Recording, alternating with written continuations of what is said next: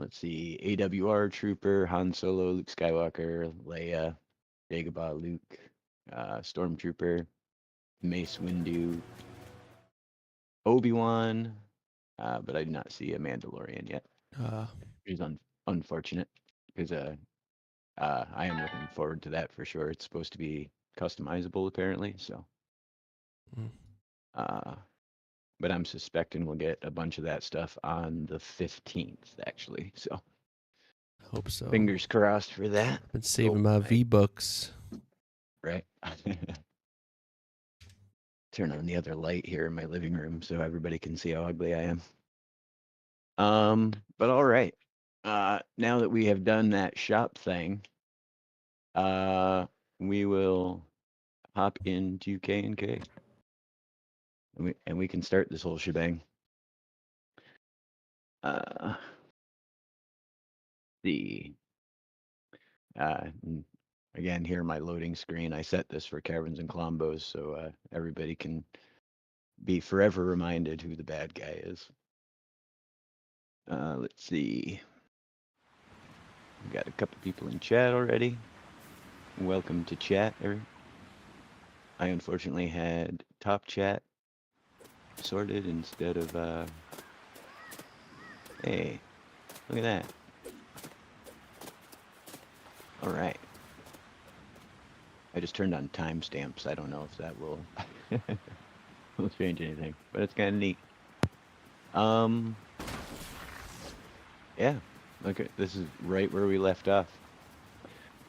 So just as a brief overview and synopsis, Caverns and Klombos, based on Dungeons and Dragons. Lots of little punny things like that going on in the world. But our players, these individuals we find before us, are all Hello. part of this world now that we're currently playing in called What's going on, Playwellia. Gmo? And the story of Playwellia is long Good and old Caverns and storied, but Klombos. the Can you gist of it hear me right now? is once upon a time, the Okay. first person to arrive um, created the world, or the world was created around them. And with them came, you know, aspects of I'm making sure naturally that the duality that you know when I mute myself is on seen Discord, I'm throughout the not picked up universe. on the So team the way chat. it was described was he was the light, but his first footstep cast the first shadow. Um, and then certain aspects of this follower or arriver rather um, were personified by a group of other individuals who joined him. And those newer individuals chose one side of the duality and he represented the other, which brought a cataclysm to the world. History was lost, but it forever scarred the world with a dark energy. Hey, Surya, welcome to the chat. Now, that dark energy uh, attracted other dark energy to the planet, which introduced technology and certain aspects of that reality to the inhabitants of Playwellia. Um, Certain things that they had never considered before, a lot of stuff technology-wise, obviously they'd never seen or heard before. At one point, the war that drove that darkness to Playwellia in the first place, their war followed them here, and they were driven out again. And that loss caused the red skin tomato people to try and reconnect with that source of power and energy that they had, discovered through these uh, uh, visitors, if you will. Um, and in doing so, they brought about a second cataclysm to. Hey, Moderzone. Uh, that's really cool. To the bam. My wife is Brazilian. Welcome to Kaverns and Klombos. It's a Lego Fortnite meets Dungeons and Dragons. I don't talk as much during the stream because it's a game sesh, but come on in and chillax and enjoy. Some of our players were summoned to the world through rifts, dark magic, because they were variants of those heroes of old, and they needed their essence in order to break the seal and re-release the darkness. And as we've been going along, we've been discovering, the history of the world. We've been discovering the lore, and most recently, It's pretty cool. My wife's actually from Porto Alegre. I never got a chance. Our airplanes always fly into Sao Paulo, but we never have stayed there yet. Well, I haven't. What's going on, Jax? How are you? Welcome to Caverns and Klombos. didn't step all over Monday's recap. But that's where we find ourselves. Hey, good to see you too, whichever one you are, Banandrew. It's weird the villagers have speech bubbles now. I mean, it's kind of neat, but it's also, I feel obligated to talk to him now. Absolutely. And also, your recap actually fills in some of the gaps that my recap kind of left out. So I think it won't hurt at all. All right, perfect. But yeah, the darkness in this realm of Playwelia has been defeated by certain artifacts each time. So we have just found the first of the artifacts. We're not sure how many there are, but if there was 7 heroes, there's probably 7 at least. And yeah.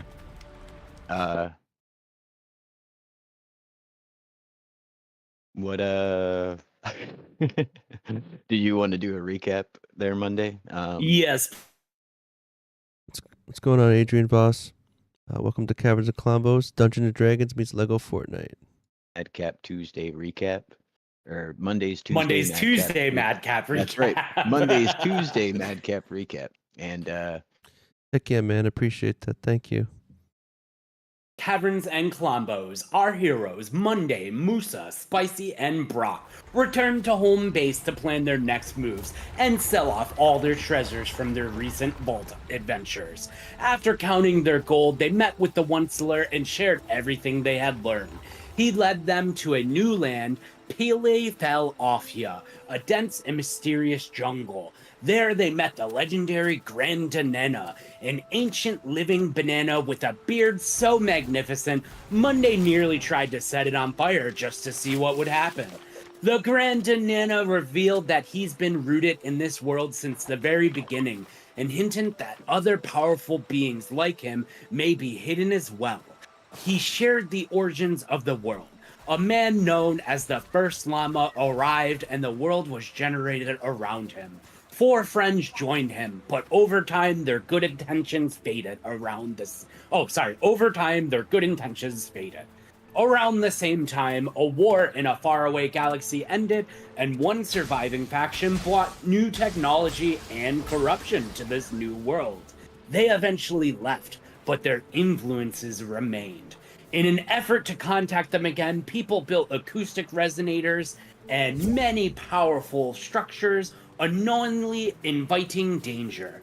The energy our heroes tap into it was also revealed that the energy our heroes tap into, arcane and holy mojo, actually comes from a singular mojo lost to this world known as science, tied to these ancient forces. The Grandanena taught the party how to sever the connection between the ancient powers that once roamed the land and their so-called mothership, or ship with a mother ? He pointed them to an ancient cave inside where they could perform their actions to advance further into their quest to sever the connection. Inside, they triggered the deadliest trap they have ever encountered and took heavy damage.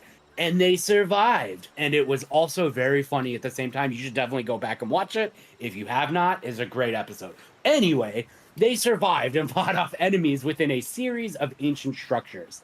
They also found very powerful ancient magical weapons and artifacts. A magic axe, a magic dagger, an ancient lightsaber, and a magical shield.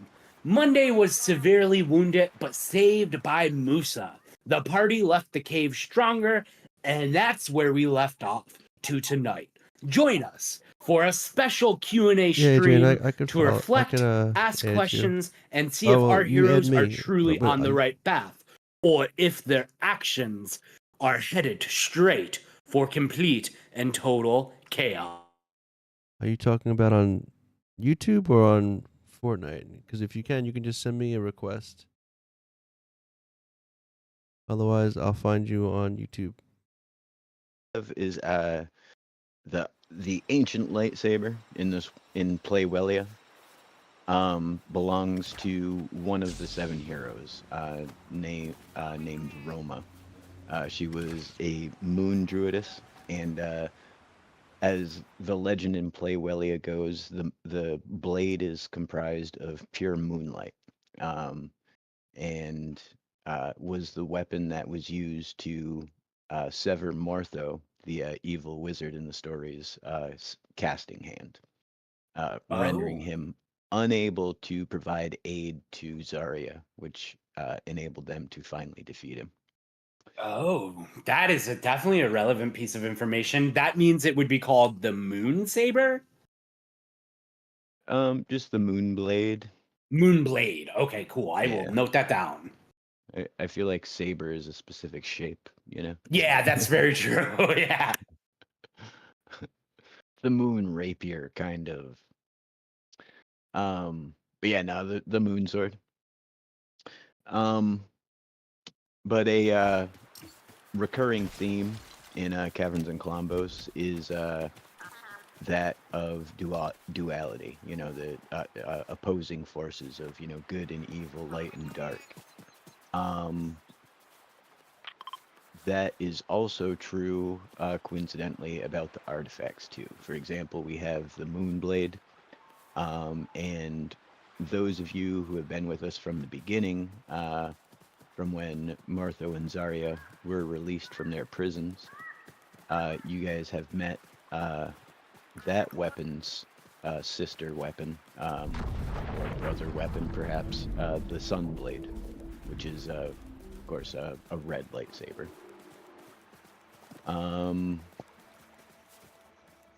So yeah, we got that going on. But yeah, somebody should murder that thing over there. If Trone distracts it, then Remy and Monday can get behind it with their daggers and poke it in the spine a bunch.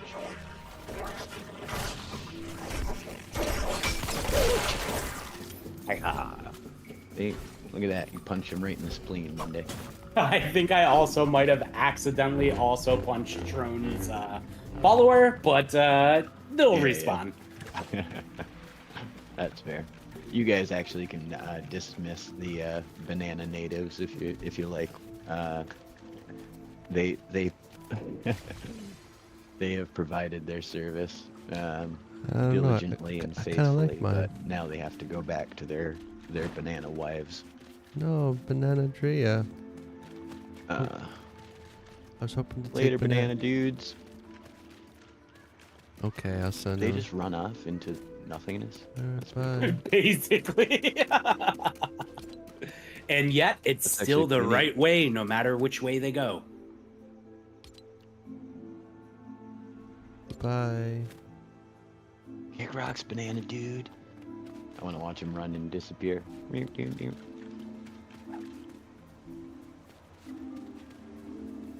Oh no, they're over there. They're trying to get back to their house. They just ran into a rock. They're actually running home. That's amazing. All right.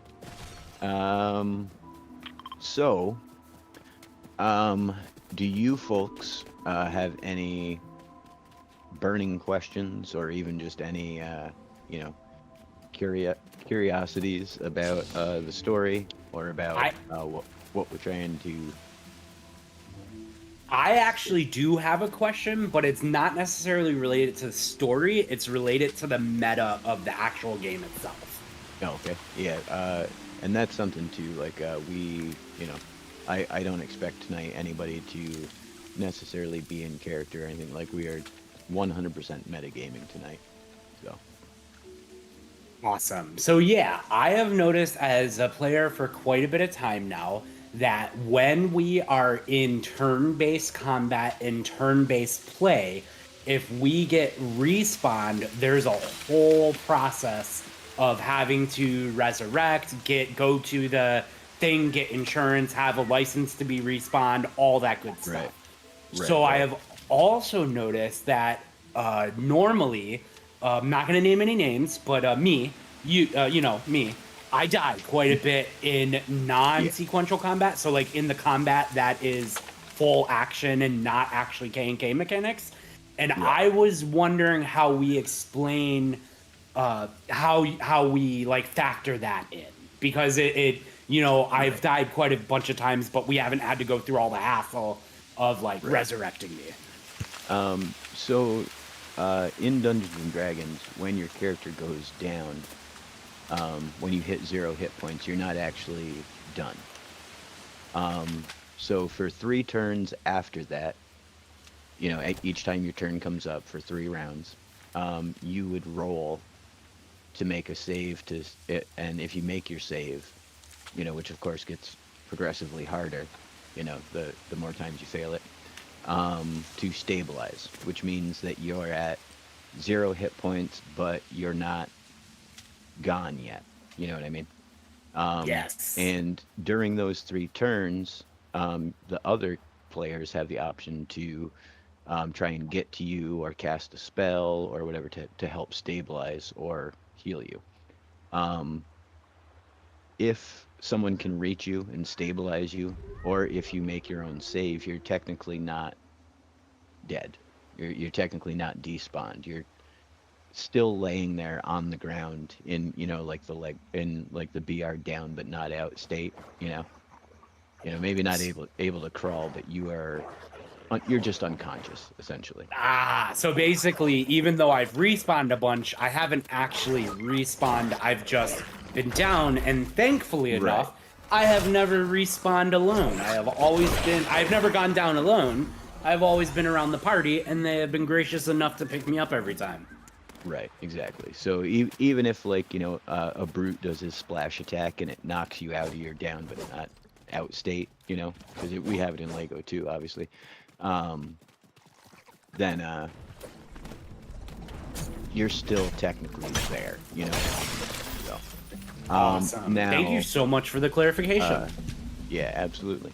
Now, say somebody wasn't able, say you failed all 3 of your saves, and then also someone wasn't able to stabilize you. Oh, get out of here, crab. Then you would despawn. And that would lead to, like, in the beginning, when your bones had to be brought to the priest to have you physically resurrected. Which, is a standard D&D fare. It doesn't happen often, but, sometimes it's a plot device, sometimes, you know what I mean? And sometimes you just want a new character, you know what I mean? So, I'm gonna armor up here since we're just running around in circles. But hey, Joe Mama, welcome to the chat.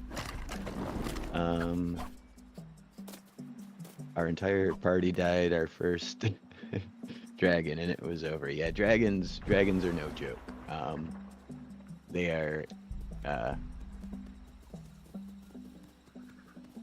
yeah, they're just not anything that a low level party should face ever. Booyah! Take that, crab, and probably Trone a little bit too. But all right.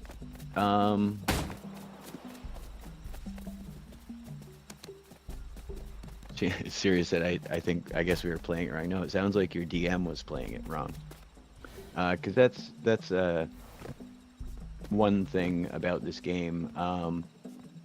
Your dungeon master, or as it's called in K&K, your cavern master, isn't supposed to be your enemy and trying to win per se. So they should have put the time into figuring out if the objective was too hard or not.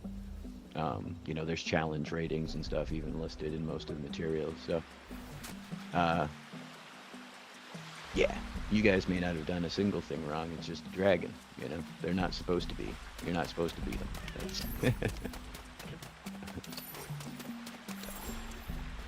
Let's see.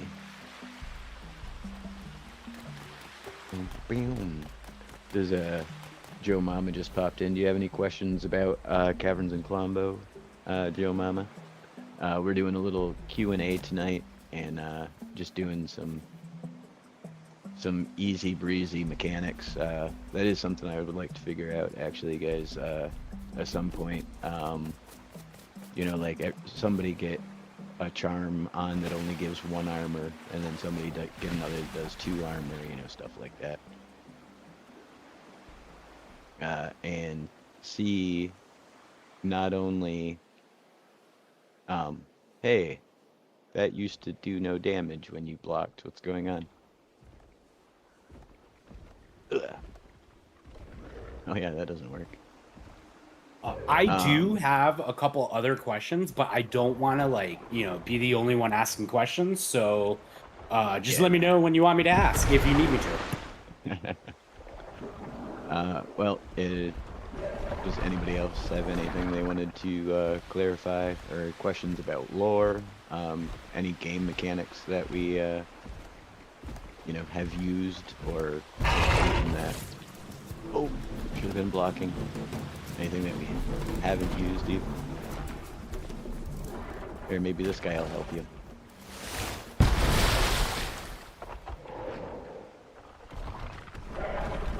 Get him. Don't fight him, Spicy. He's your friend. But yeah, like I was saying, I want to see the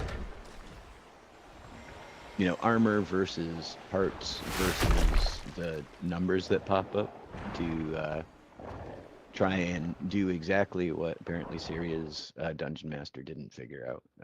Find out. Hey Caesar, the way you fly is in either survival mode or sandbox mode. It's in options. You can just turn on and you just double jump and you can fly. It's in the settings. Yeah, that's a yeah. If your DM ever asks you, are you sure about that? You should definitely rethink your decision. But yeah, because those things are stuff that I can't really figure out on my own. I can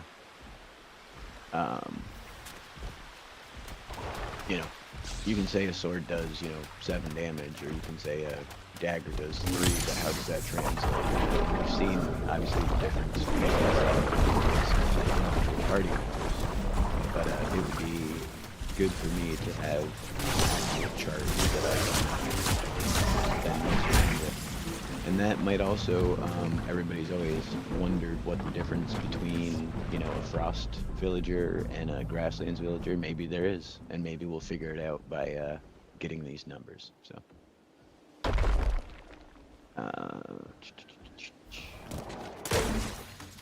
got a fun chat. Remy, did you have anything on your mind? Not so much. Just actually, like, what was the catalyst for you to decide to make Lego Fortnite Dungeons and Dragons, like a Dungeons and Dragons Lego Fortnite? Well, to be fair, I thought when we got our first leaks and everything that we were getting pretty much that. I thought we were getting a little RPG, that style thing, and of course, then the weapons, all swords and shields and stuff like that. Uh, it seemed like the obvious direction for it. It was already medievally themed. It was already had these different aspects. Um, and then the ability to build in it, of course, is crazy. And then I was in a Discord a while back, and one of the original playtesters actually in a chat said something to the effect was like, wouldn't it be crazy if there was D&D? And I didn't, I had the idea, but I didn't think anyone would be interested, so I didn't put any work into it. And then all of a sudden I had people who were interested in playtesters, and so the work began. And yeah, it was something that I saw as doable, and I wanted to do it. Once I have a deadline.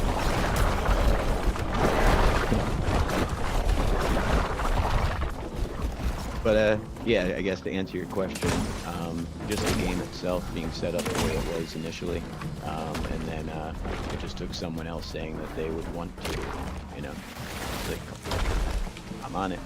So here we are. Pretty cool. Thank you for that. Definitely.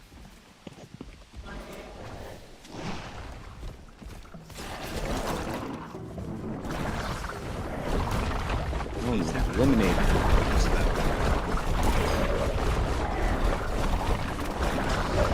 Is there going to be a point we respec, you said? Yeah. Like right now, it's illusionist. What if I wanted him to be a fire instead?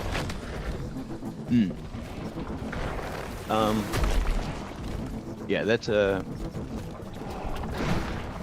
one of the issues with K&K, obviously, that we're going to run into over and over is the difference between a lot of things is just going to be a like description, because for example, like I can't do anything about the difference between like a magic missile and a icy blast. They're all a blaster of some variety. Hey, Kiko. Welcome to Caverns and Klombos. This is Dungeons and Dragons in Lego Fortnite style. Today's like a Q&A where we're just kind of answering questions about the game. So if you have any, you're welcome to ask them. The abilities that they have or don't have, based on their class. Main reason being the ability Portent. You roll 2d20 at the beginning of every day, and you can modify any roll with those 2d20. Right on. So if somebody rolls a 1, you can make it, say, a 16 you rolled. Yeah. Yeah, we can definitely talk about changing your class. But like I was saying, or excuse me, not your class, but your specialization or whatever they call it in 5th edition. Your school right? of magic? Yeah, school of magic. Yeah. It's never changed. What am I talking about? I'm just gonna sorry, I'm just gonna step away real quick for like 5 minutes. I'll be right back. No problem. But yeah, we can definitely talk about that. But again, most of that stuff is going to be descriptive. In actual game mechanics, there's not a lot of difference between like a warlock and a wizard or a Hey, can I get a revive? I don't know where I'll respawn at. Oh, I'm coming. Just See if I can pick get me there. out. And that's been honestly part of the problem for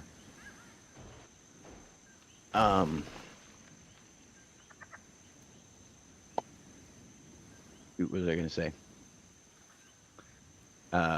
Oh, right, the subclasses for different archetypes. Because there's already these limitations that we have to deal with in game, in the game's mechanics. So, You know, for example, like your rage instead is actually just eating food, you know? You know, so it gives you a couple extra hearts and, you know, it allows you to take a little bit more damage, you know, but, uh, you know, like the different, you know, actual subclasses like Totem of the Bear versus Totem of the Wolf or something, you know what I mean? Like there's not a lot that, Well, I got a that couple can be of done for variation. ideas on stuff like that, Right on. like Um, Berserk trait added to weapons of a Frenzied Berserker Barbarian, or different charms used for a Totem of the Bear one. yeah. Which is fine if we only had that one class to balance, but it has to be balanced Exactly. against all the other classes as well, which is again, like the hardest thing to do is to make all this work right, you know, and to still seem like D&D. And there's obviously way more you can do on paper than we can do in the like box that we are forced to work in here.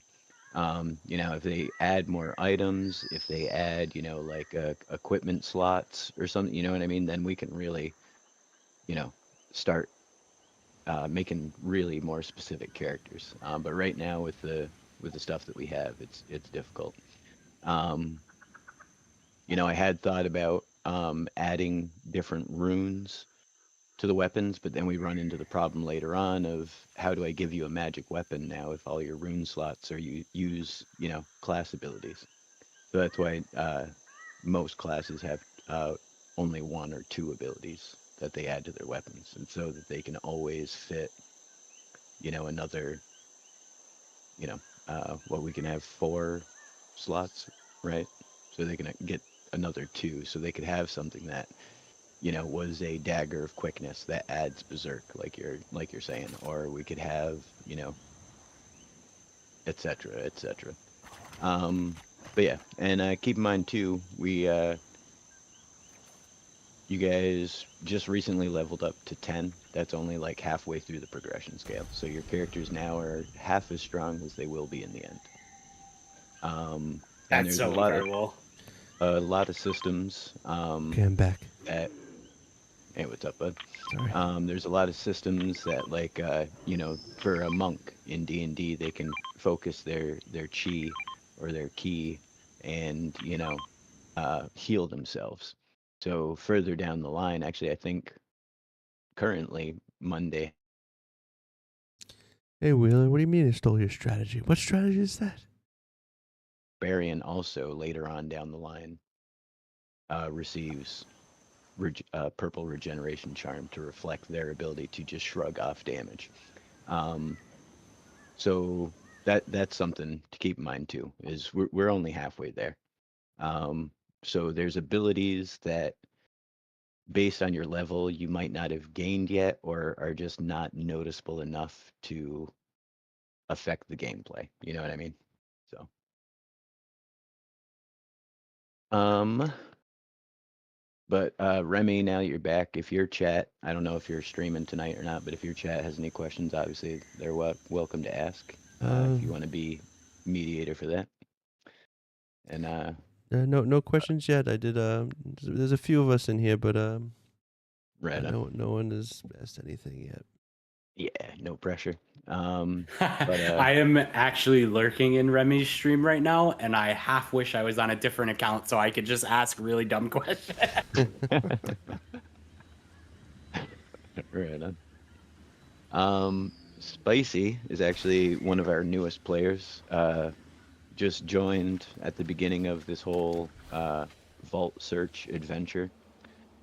Haven't had a chance really to work a lot with his backstory or, you know, any of his character development or Spicy's arc, if we did figure out one for him yet. But being the newest player, Spicy, do you have any questions about what happened before you joined, or certain things that seem obvious to other players that you are curious about? I mean, I've been a regular watcher, so I mean, not so much, but Right, right. Right on. That's darn it. No, that's awesome. And obviously, I remember you being in all the streams and you saying in chat one night that you wanted to play is how you're here. So, Right. definitely appreciate that. So, I guess I have a question for you guys. What is everyone's background as far as like tabletop role-playing games where like you're playing, your character like D&D or any other stuff? How long have people been doing stuff? 0 for me. 0. This is your Yeah. first role play. Yeah, right on. Oh man, too many to count. Yeah, Trone is in my book of old school. We we go the way back. Only since Redbox. Yeah, that's funny. I was about to ask you when you started playing, but that's at 78 or something. I was about to say, I'm assuming you're not 79. meaning the movie rental company, Redbox. No. 85, I think, the first time. Oh really? Oh, Oh, that's right. The first box was white. Yeah, red I was- box was 80. Oh, I think one. 85 or 84. Yeah, you're right. I That's don't crazy. I don't want to like I don't want to like age all you guys, but like that was before I was born. Yeah, no, I was born in Birthday boy. '84. we know birthday Monday. Right. That's right. That's right. Was it last week or this week? That's This your Friday, birthday. right?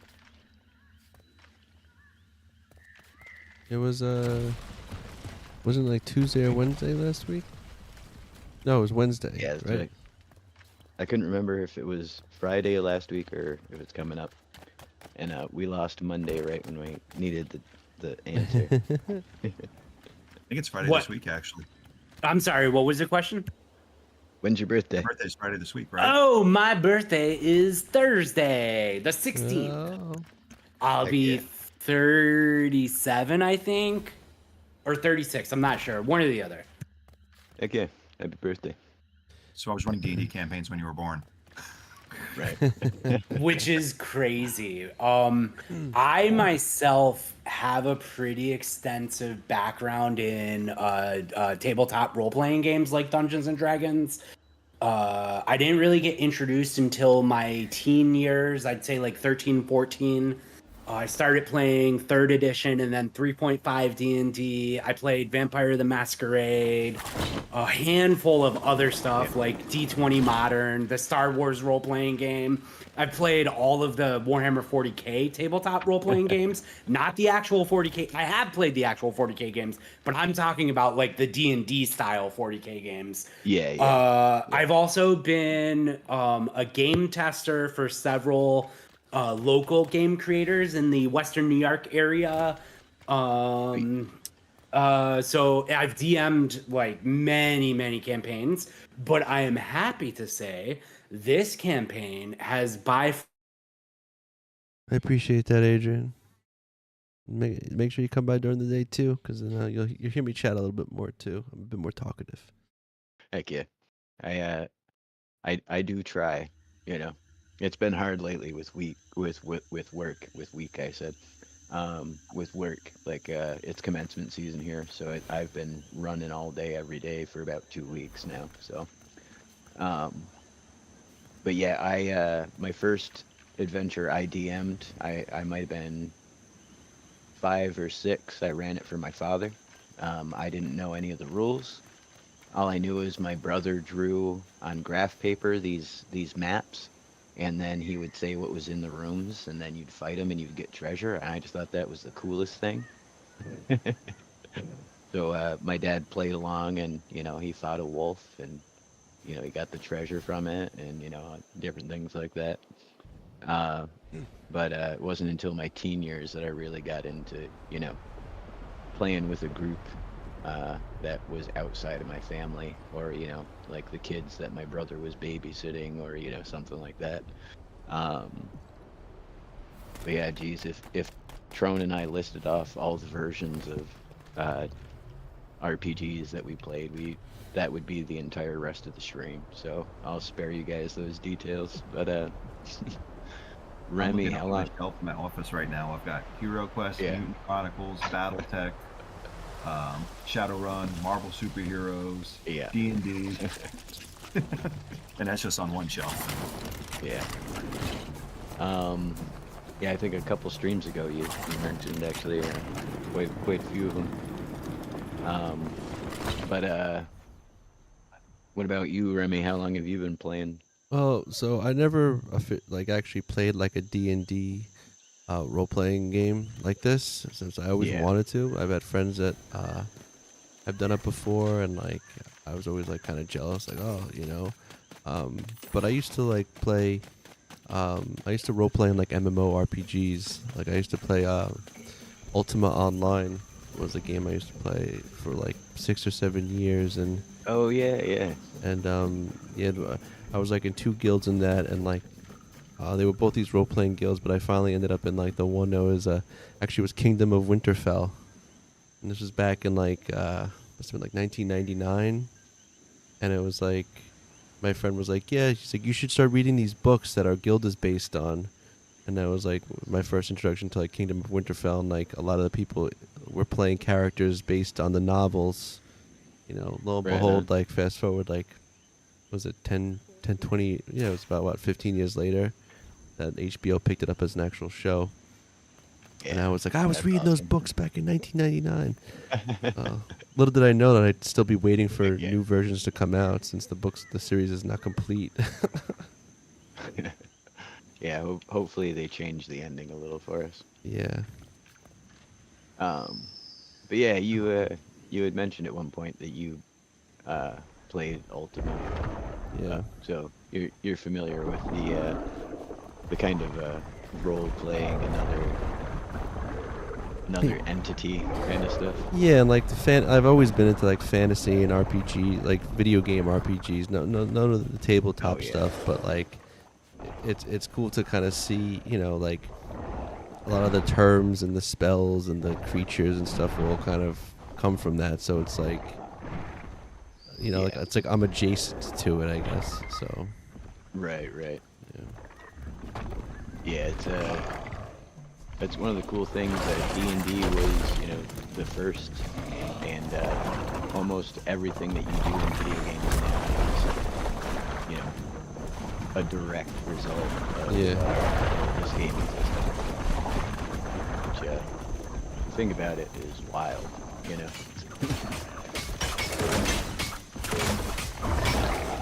Take that. Fell the beast. Nicely done. Yeah. For the amount of time that everybody has under their belts, I think we're doing pretty good. Especially Spicy.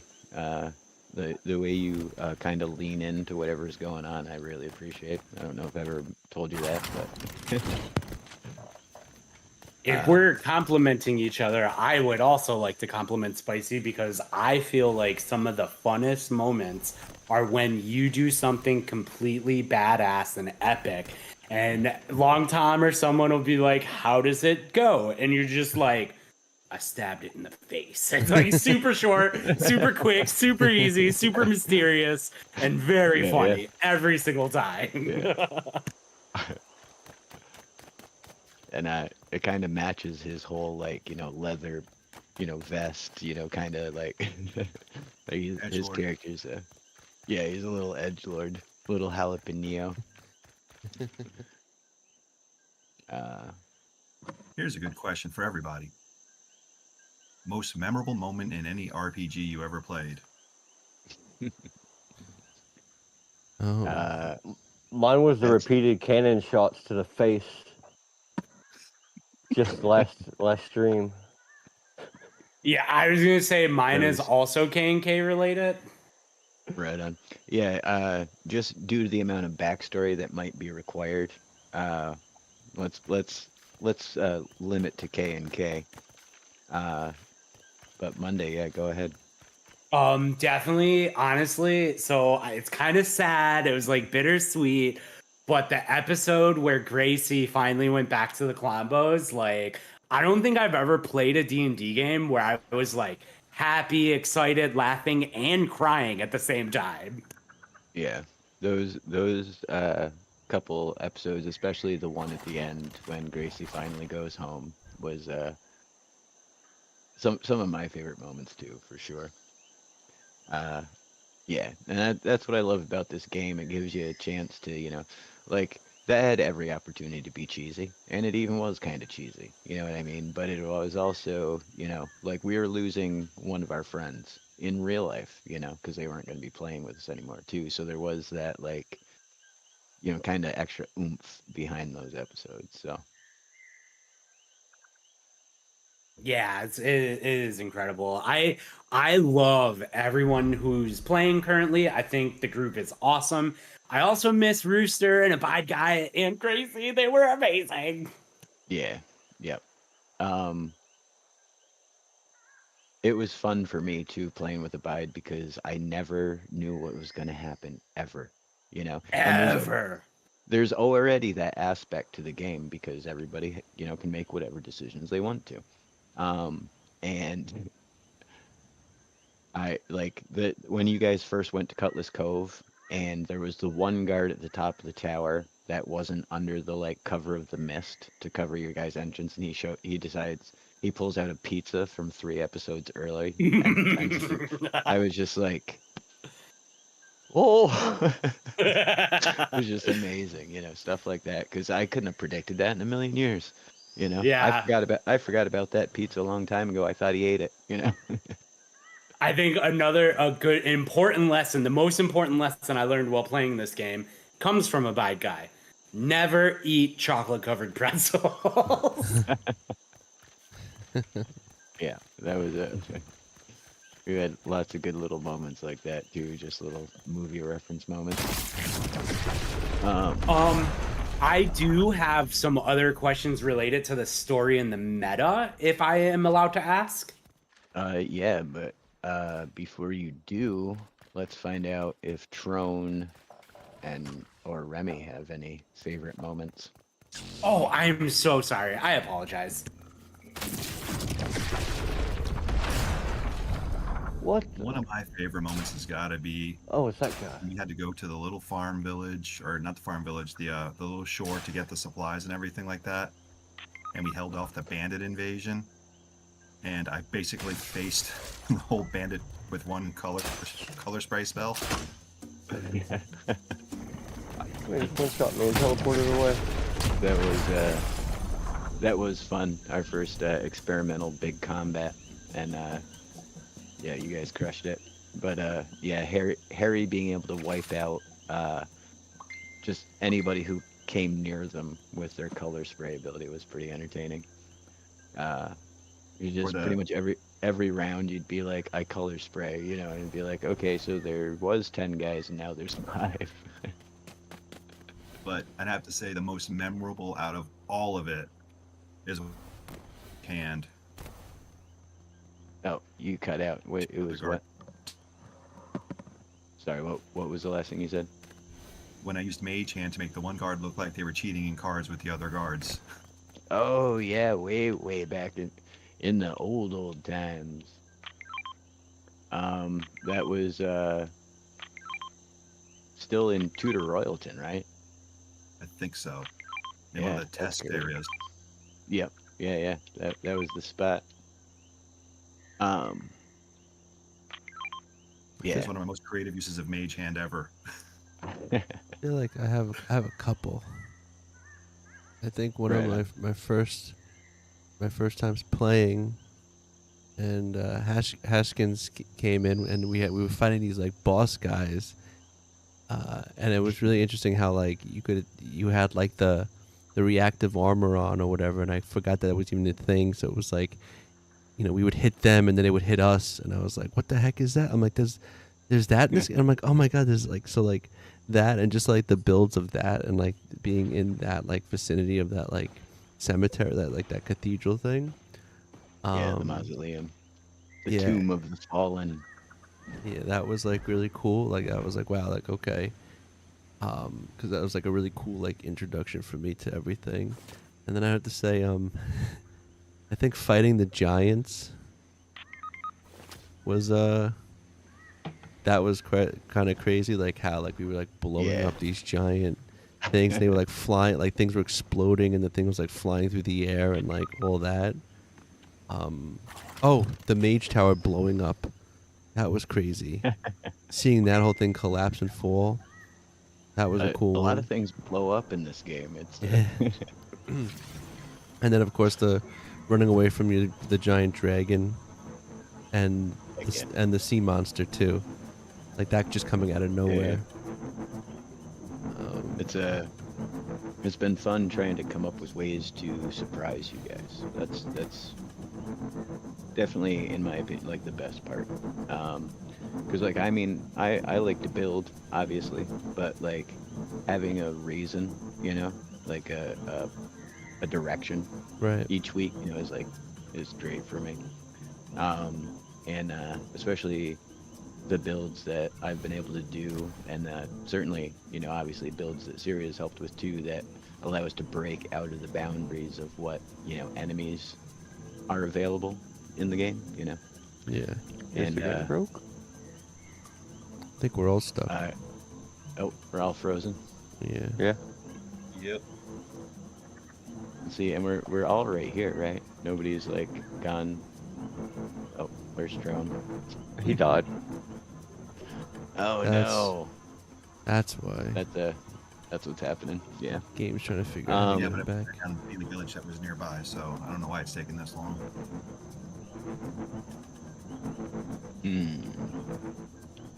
Oh, I'm getting a connectivity signal on my screen. Yeah, That's weird because I can't move, but I can like open windows and look around. And Yeah. I can dodge roll. That's all I can do. Yeah. yeah. That's and it'll snap you back to wherever you started from when it does unfreeze. I'm gonna roll off. the cool. I'm tree. gonna see how far I can get. I'm assuming when it unfreezes, I'm gonna be needing a res because I was fighting that crown wearing dude over there. Uh-oh. So I'm probably gonna be dead. Maybe that's just I should have never brought the Thunderlord out into the world. The world wasn't ready for the Thunderlord. Yeah, he's killed me Speaking of twice. which, why don't they give us that little electric throwing ability as a weapon? Oh, the like shooting the ball of energy thing. That would be cool. I'm telling Yeah, you. like there's a lot of things, you know, that you know, obviously the mechanics are there for. You know, for example, you could make an acid launcher, rocket launcher thing out of the brute spit. You know what I mean? There's lots of stuff that if we just had that, you know, Yeah. my life would be a lot easier because I could be like, oh well, that's obviously the fireball spell. You know? Oh, there we go. Just got kicked. Oh, booted. I was We saying broke how the world. I would love there to be a spell book and like have some basic spells. I mean, talking about like Right, Ultima right. Online, it was kind of cool because you'd have your spell book and then you'd have these regents and you'd have to collect, and they were like ingredients for each spell. Right, But there's like a lot of like, you know, before they added in flying, like I feel like levitating is easy to do, a lightning bolt kind of thing, increased stamina, faster swimming, maybe like levitating stuff. Yeah. You know, just some basic ones that are, like you said, are just already like in them, like are there. And Hello, how about throwing saber throw on the lightsabers because we have a pickaxe we can throw? yeah, right? Like, Yeah, that's oh, should we one of wait the things I was to go back in? for. It says we're all still in there, so I'm loading a different map. Oh, now it's waiting matchmaking to commence. I can't even cancel it. Just so I have things to punch while we're talking. Where I even am. I'm just chilling.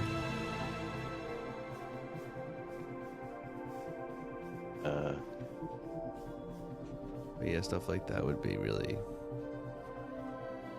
cool. Oh, things just We hadn't have the loaded in yet. thunderclap spell if we use the stormblade. Right.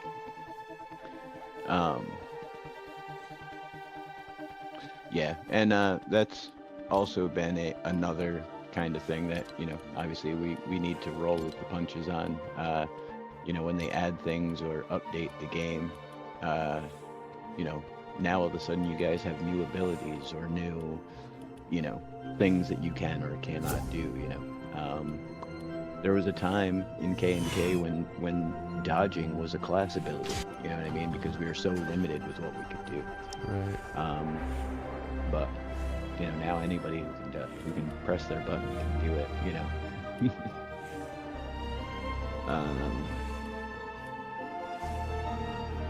Could I turn that down? I sure can.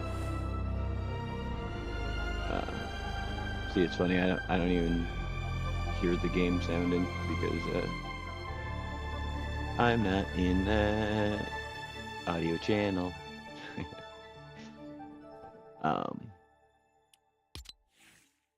Yeah, let's see.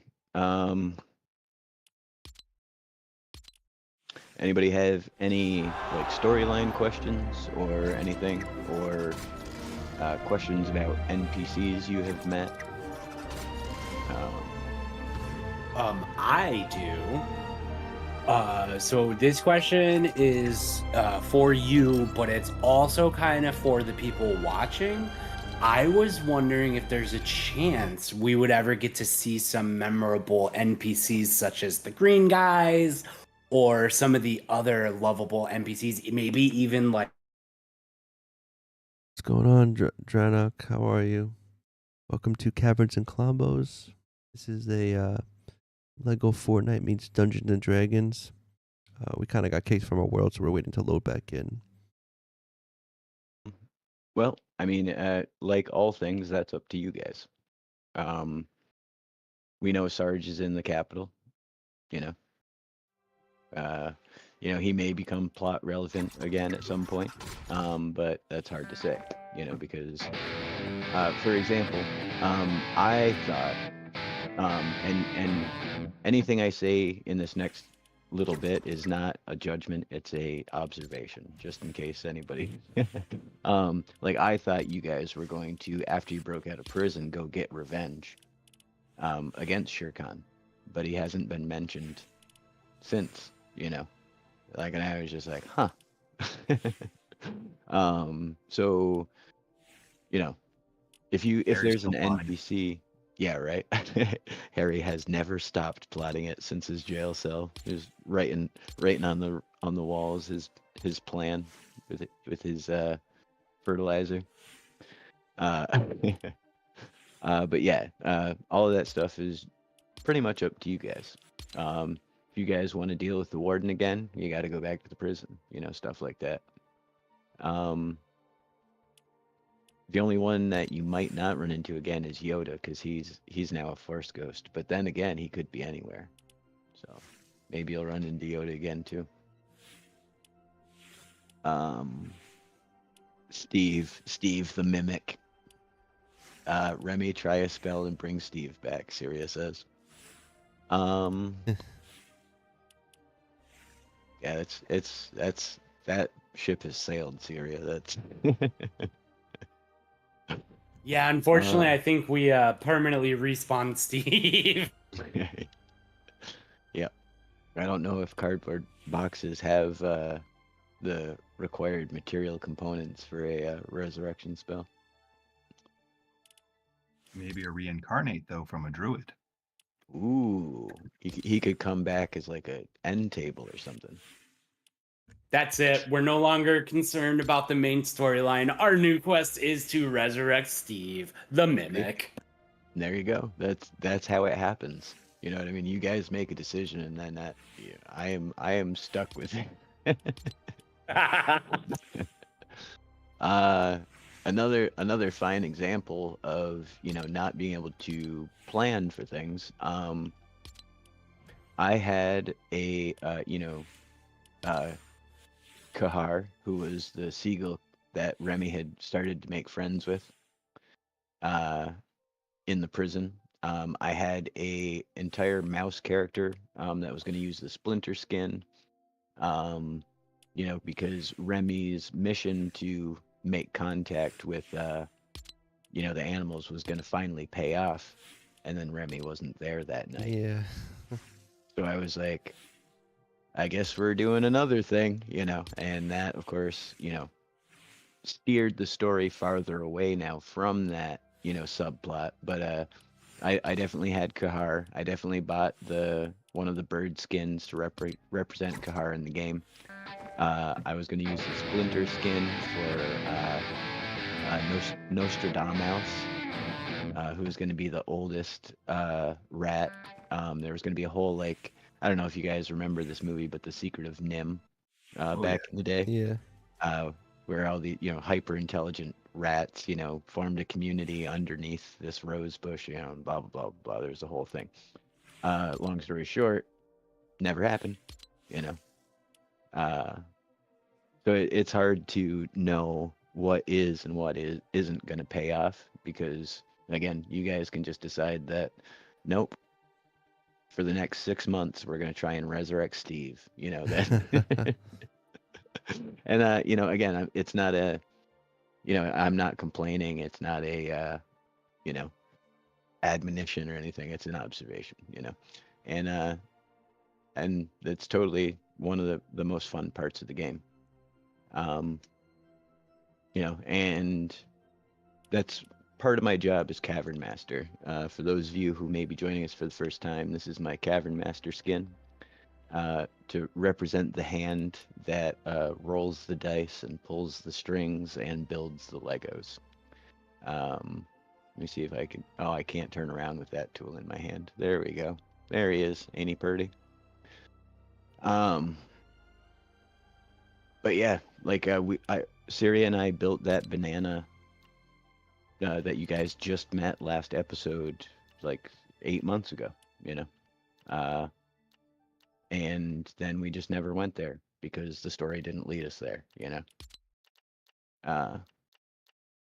But anybody who plays these games knows that, that's what's up, so it's exciting for me sometimes to get taken off track as it is for you guys, you know what I mean?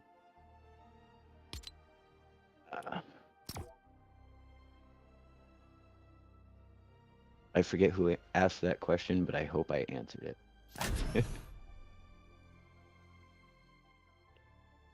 Yeah, I K and K. Yeah.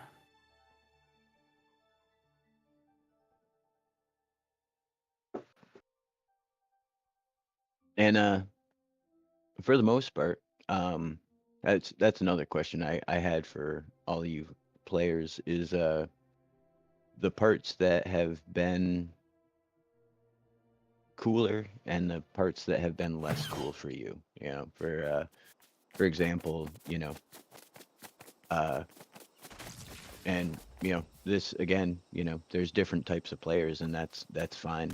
So there are no wrong answers to this question, but what parts of K&K are the most exciting for you guys, and what parts would you like to possibly make better in the future? Ooh, that's a tough question. Right, because you got to criticize me to my face live.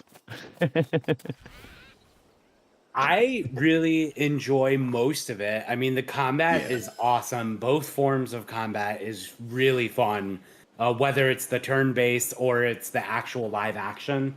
I think this isn't really a criticism on you. It's more of a criticism on the party itself, me included.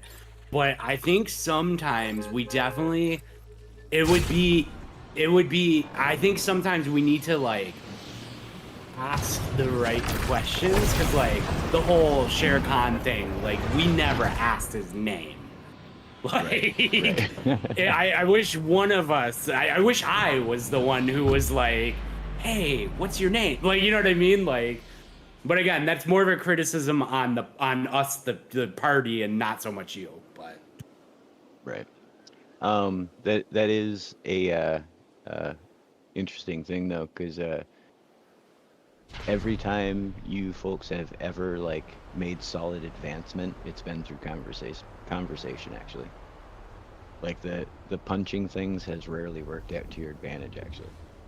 which is Yeah, that's true. We ended up in jail most of the time. yeah.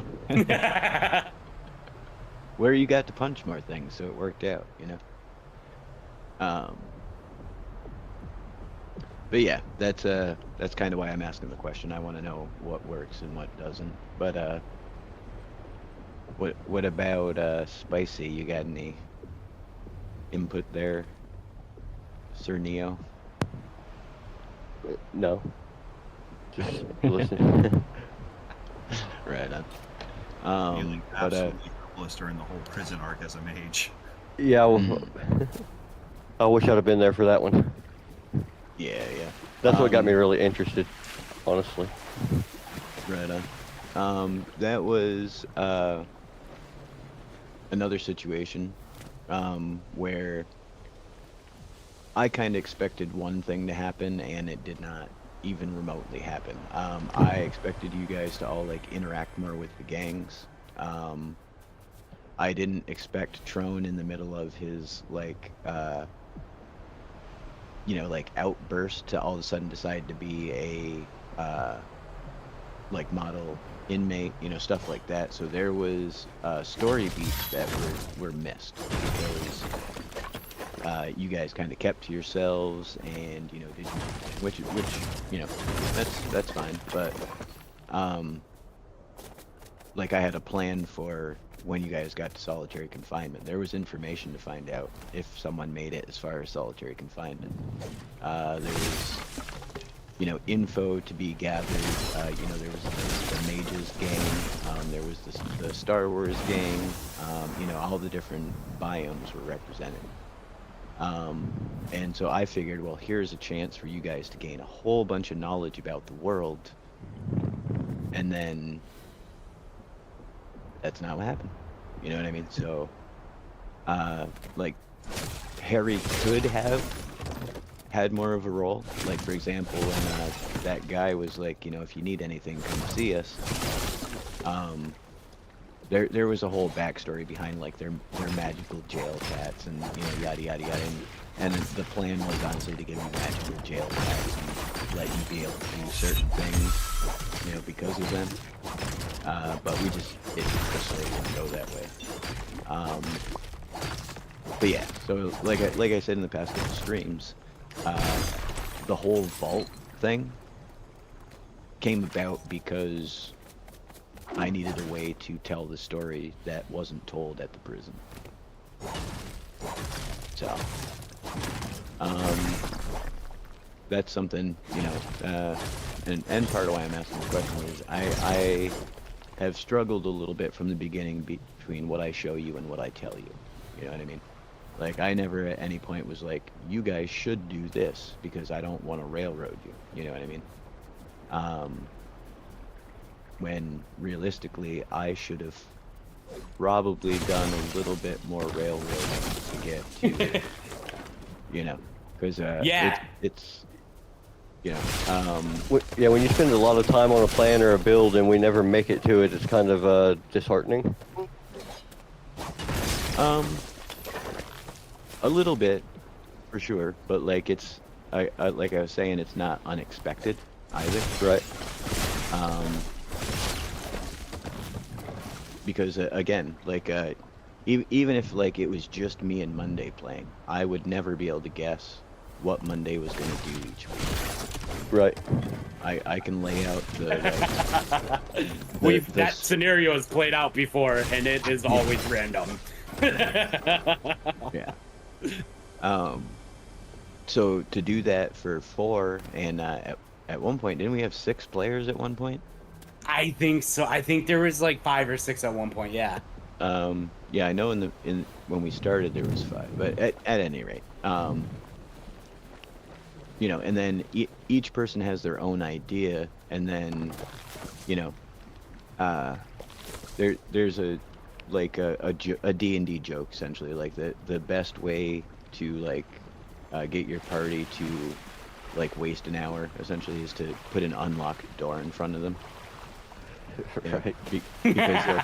Because they will literally try everything but the knob, like I think one of my favorite, actually, like kind of metagame moments was when you guys first did one of the first vaults, and above the door there was one of those black vases, and Tron was like, "Shoot the vase," Hmm. because in Zelda, To make it opening. yeah, in Zelda though, that's exactly what you do. You know what I mean? Like, there's obviously like there's something in this room to shoot to open this door. And yeah, that may have not been the way you meant it, but that's totally the way I interpreted it, which I was I I was delighted. So, um, but yeah, Remy, what about you, there, boss? You got any? I mean, Uh, really, for me, I don't, just because this has been my first time, so I really don't have much to compare to or anything. I mean, Right, my right. only thing I would say is maybe Well, the jail definitely felt a bit long, and I was like, yeah, it was. I felt like we were all going crazy because I was like, yeah, we're just gonna start trying to like really. I mean, on one hand, it kind of was cool because like we were started to really like just be like, whatever. I'm gonna start talking to animals now, like, and started like really right. trying to get creative with things. Yeah, it was like you Um, guys were yeah. really in jail. Yeah. Well, yeah, and it felt kind of real. We were really in jail. Um, but yeah, so that was the only thing where I was like, oh, this is. Each day, yeah, we were literally in jail. So like each time we'd log in, we'd be like, okay, back to our cells. All right, go cook some food now in the kitchen. Yeah. But honestly, you not having a lot of experience is kind of an advantage for your as far as your opinion's concerned, because you don't have anything to compare it to. So what works for you and what is kind of not working for you is even more relevant. Yeah, I guess that's true. I guess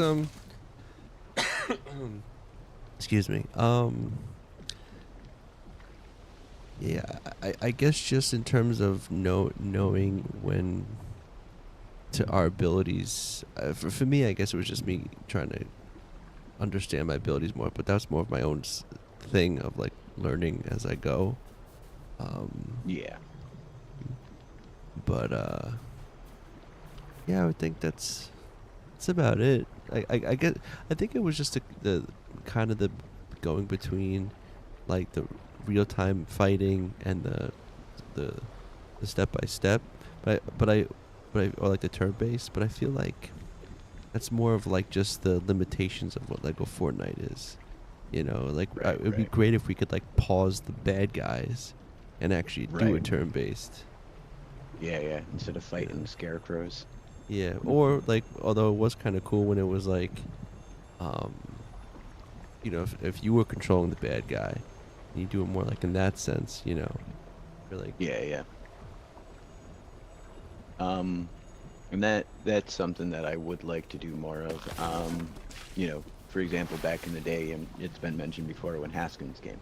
yeah, Having,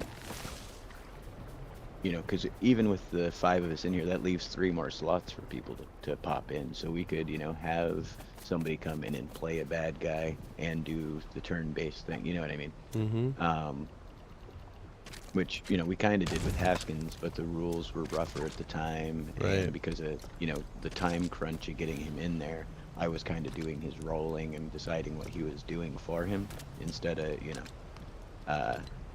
him playing himself, which was unfortunate. But like I said, it was his anniversary and Yeah. a bunch of different things, and so we did the best we could with what we had. But no, I would love to do that for sure, and. Believe it or not, I know a guy who's super into Lego PvP, so he may make an appearance at some point.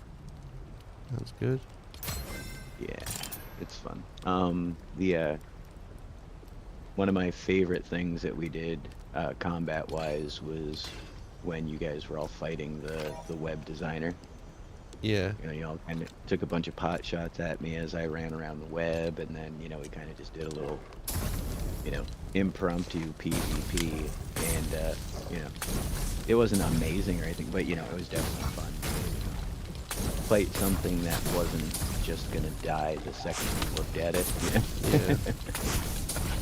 And that's a little secret for you guys. We've been playing on hard difficulty for like 6 or 7 weeks now, because you guys were just crushing everything that I put in your way.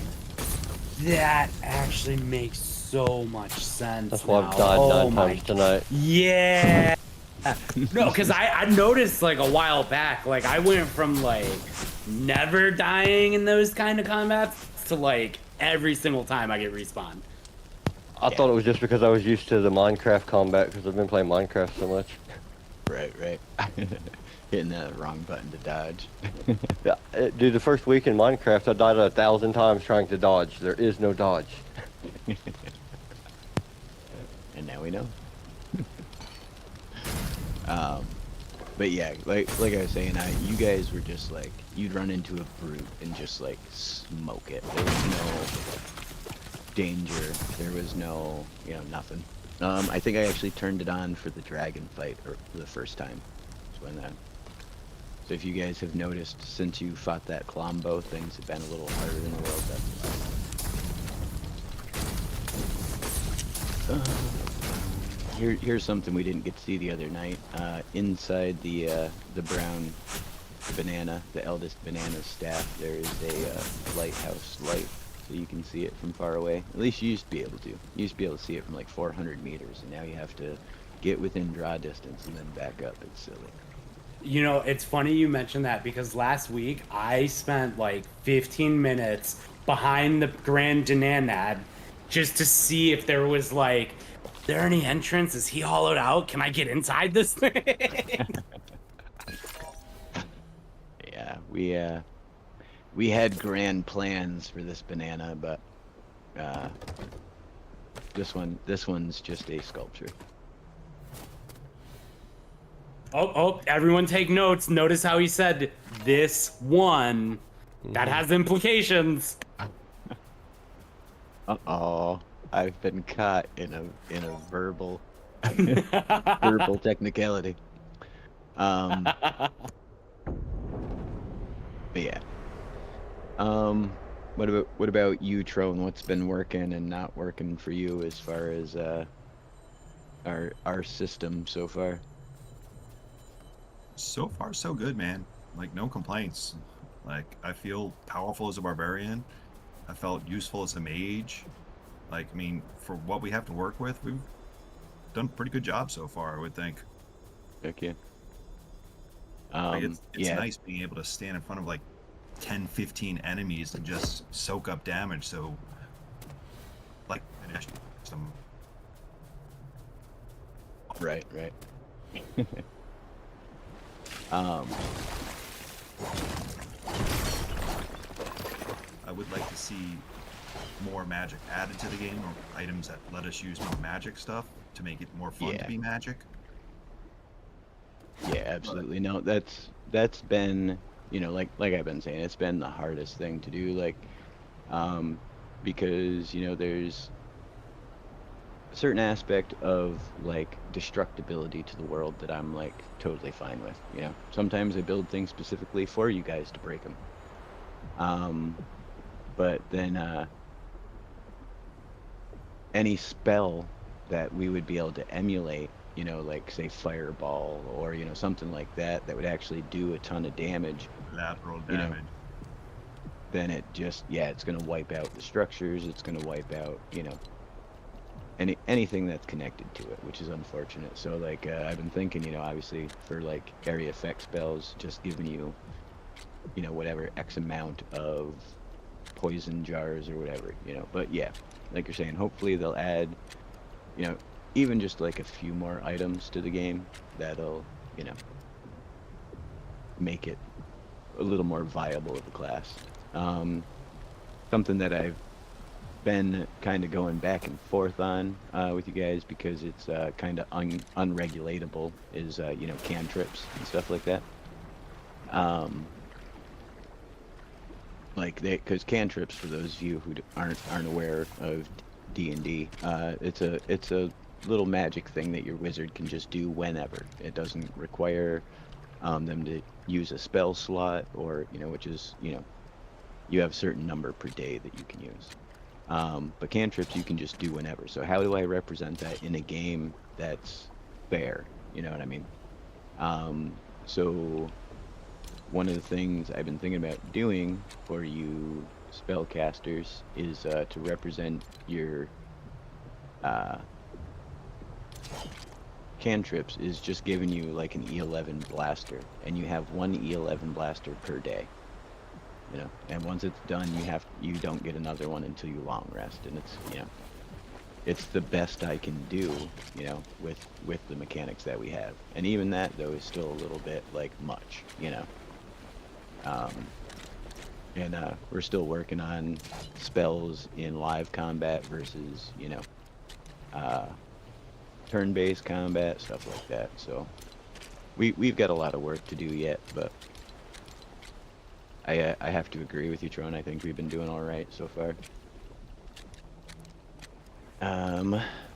Let's see. Did Spicy get a turn to? Did Spicy want a turn? Trying to find out where Spicy went. You're somewhere.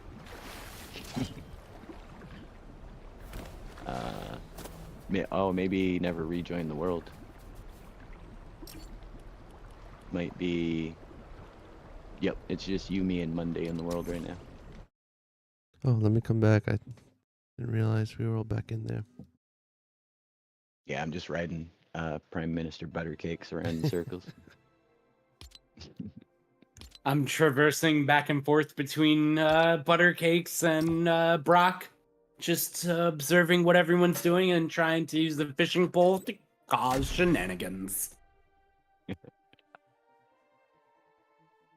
Hey, Remy's back, I'm coming. dressed as an adventurer. I dig it. Am I? It should be. Oh, the Adventure Peely one popped up. Interesting. Yeah, I was that earlier and then I switched, but sometimes it does that where it doesn't update right away. Yeah, in the party, you're the right banana.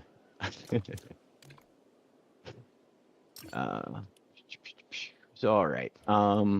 Do you guys want to shoot each other with stuff for a while and punch each other and see what happens? Yes, always. Let's roll. All right. If you guys want to meet up on me, we'll figure some things out. Ugh. That was my leg. I gotta throw a golem at this bear.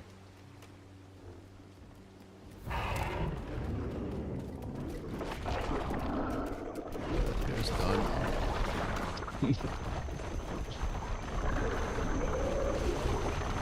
Leroy Jenkins. Get him, bear.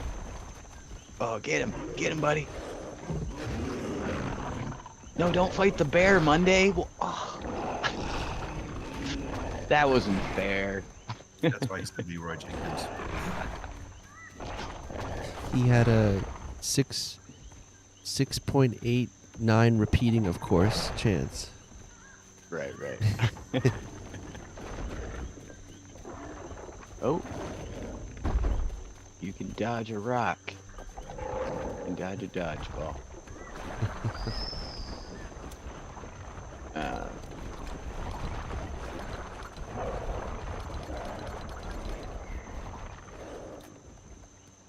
So, it's hard for me to pin down a true favorite moment because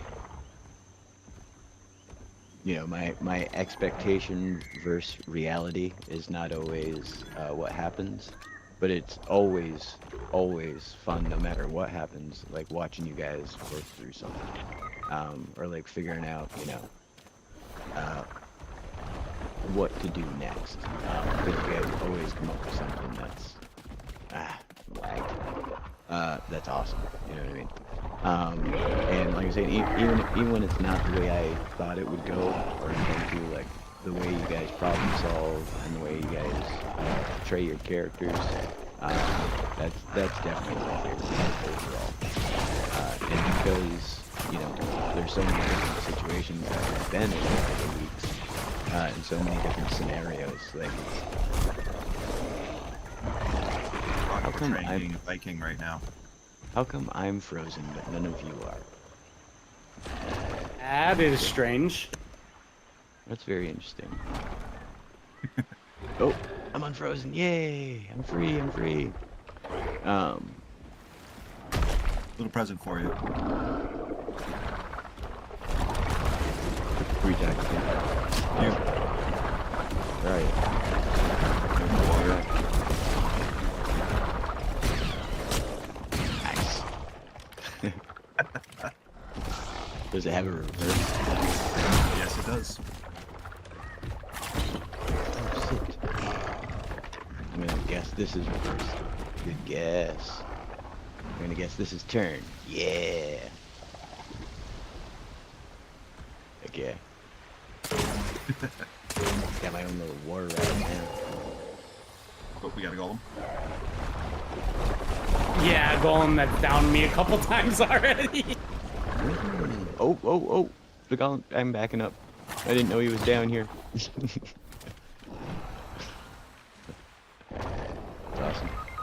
awesome. Oodle. Yeah. There's so many things that I would love to be able to do for you guys, but just the way the physics in the game work. Like, I would have loved any of the times you guys were on the Conquistador to go and have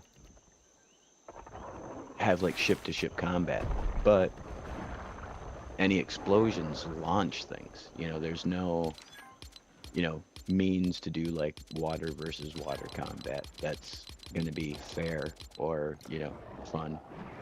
I would love to do more stuff like the we did with giants, but we all know what happened when you hit them with stuff and they just go launching. So yeah, it's been a fun. That's a lot of dynamite. It's been fun for me to like try and figure out ways that you guys can fight things that aren't the enemies. That's funny. It puts you on a float if you're in the water.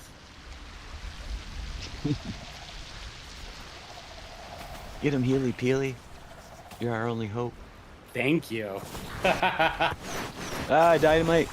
Run. Ow! I've been playing other games too. That's not dodge.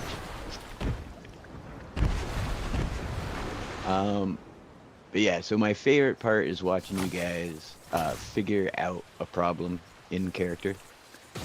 If there was one thing I would like to see more of is like communication and teamwork. Because, for example, some of you, you all use different weapons, and each weapon, has their own like little ability. For example, the daggers from behind do more damage, which is a possibility of both Monday and Spicy. So if like were to tank, and they could get around behind, something you're fighting. Now I know this isn't always going to work in every situation, but that's just not the way the AI works in the game either. But yeah, just more like letting each other know what you're doing in those live action moments before jumping in. Yeah, absolutely. I think it would be a good idea to try and work on more cohesive communication within the group. Yeah, because I think there's a lot of these situations that, especially with it, the Freddy, higher lead him to the shore. difficulty. Lead him to the shore.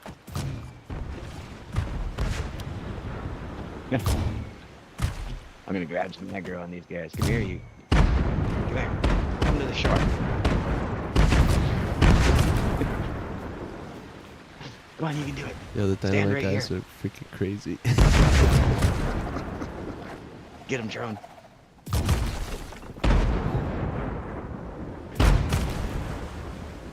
But yeah, a lot of the situations where you guys do go down, I think it's because, for example, Remy was watching the show over there when Monday was there, or you know, whoever Yeah. happens to be, you know. And there's also, you know, there's only so much that you can be self-reliant for healing as well, which is why, like, Remy's so clutch, you know? So, yeah. But overall, obviously, like, I'm having a blast, or I wouldn't be here every week, because this, too, for me, is one of my longest running campaigns in, you know, probably 2 decades, you know, like beyond my like teen and early 20s. So yeah, I'm definitely huge fan of what we're doing and everybody's contributions to it. So let's see, catching up on chat. You can on golems. There's one way to find out. Have some.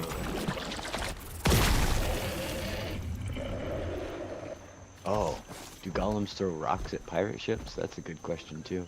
Oh, there they do.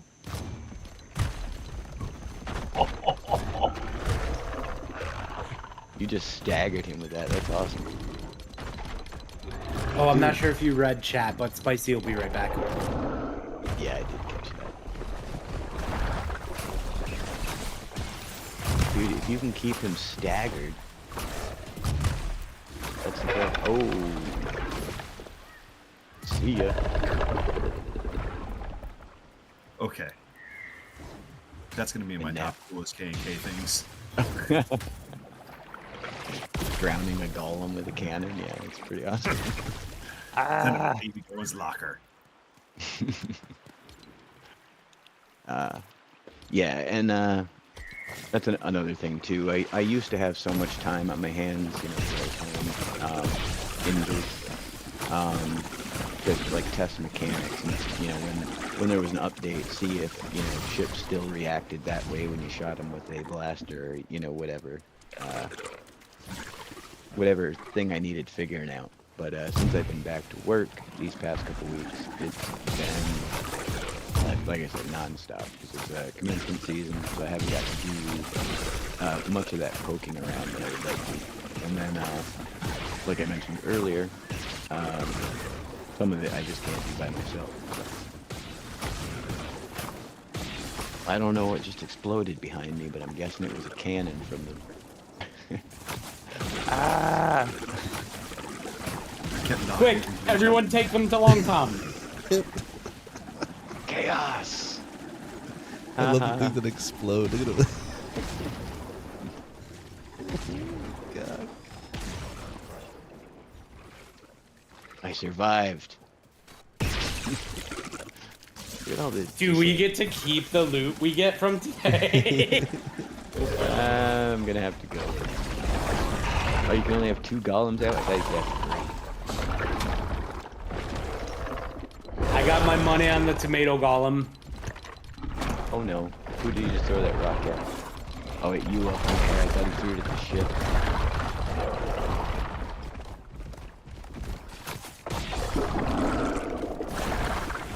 Damn it, I missed. No! Holy these.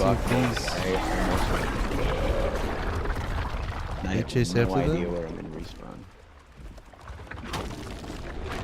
No, they don't go after them. Which one? No, I was hoping those little exploding guys go after the guards. Ooh. That's not fun. Oh no. I'm okay. That's why, like, what's fun is, where are they?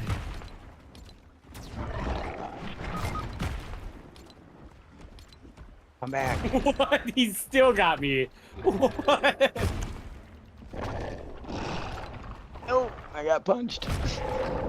Help, help, help. Drone! Back the ship up! No! Oh god, I missed. No, drone! Get it, get it. Room, bitches! You almost broke the can for that.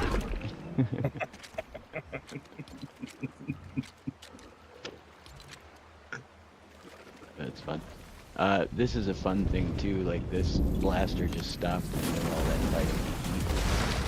So you guys can like throw out like meat pies and stuff, or like just regular meat and Shrek enemies in this fight. So it's a nice thing, but that's the game engine we got.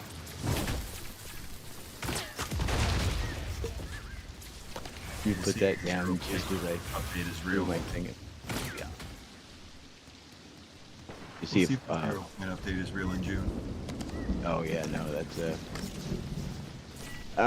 honestly that is one thing I would love to see in Lego Fortnite is more Fortnite. You know, there's POI prefabs that we could be getting, you know, like bunch of different things, you know. Or reels. Right? Any tilted, you know, all the clock tower. What about Crime City? Yeah, right. But you know, any of the like stuff that you know, like yeah, we got like the Der Burger stuff, but that we had to buy, and you know, stuff like that. So it'd be nice to see. I don't know, just any Fortnite stuff coming over. That anything that's directly tied to Fortnite, whether it be builds or you know items. You know, give us a chug cannon, give me a flame bow, give me a you know stuff like that. That would be fun.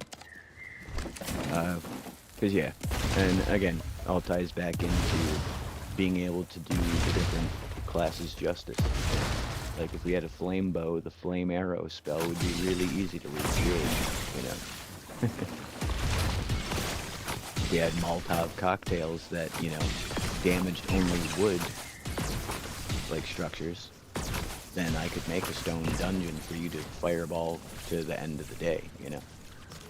But for now it's just the poison jars, my friend. Ah, I'm being attacked by irradiated somethings. Who just shot all of them? I don't know what you're talking about. Where's my axe missing? Have some. It's gonna be problems for everyone. It's a fun combo. It's like the scorpions themselves aren't that dangerous, but then they explode and set off all the dynamite. Yeah, yeah. Yeah, that was hilarious. I was standing right by all the dynamite, and you launched a scorpion, and I'm like, I'm just gonna activate this dynamite barrel, and the next thing I know, I turn around and all the barrels are going off. Yeah, that was my most devious and deadly trap in all of the vaults was gonna drop a dozen scorpions into the room with you guys. Oh, I remember you even showed us the ceiling where they would fall, but they had despawned by then. Yeah, yeah. But that was fun too. For example, the vault, I expected you guys to kind of like pick your way through slowly, you know, and like make sure you had gotten everything, and nah. And some incredible way you guys just picked the most direct route there as well, to like to the end. Like I didn't see that coming. But yeah, Very in danger sense. right. Yeah, yeah. Oh, speaking of some danger sense, we got an angry Klombos.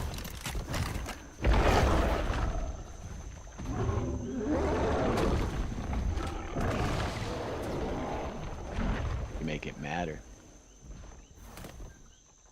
Oh no, it caused lag. Great. Great. Go, I Reggie. just want to shoot the Klombo. It's Oh no, Klombo, look out!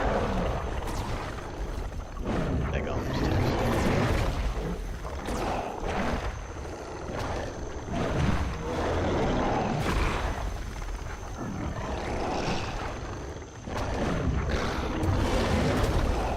Man, I kind of expected more from this Klombo. Oh no! Oh, look how he dies. Super depressing. Gonna Oh, go that into the he's, dynamite. that golem's barely even hurt. Womp womp. I don't know. What's that? Tell Gracie look away if she's watching. Klombo's done. Yeah. I don't know if they changed it, but I know I definitely tested back in the day just building a bunch of dynamite barrels to lure a brute into.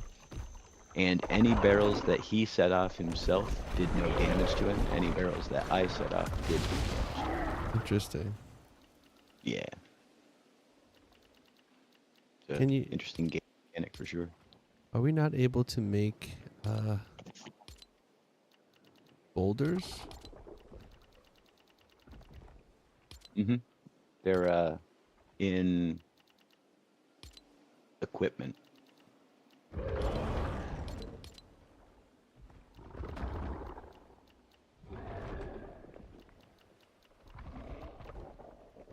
Oh, small boulder. Boulder. Oh.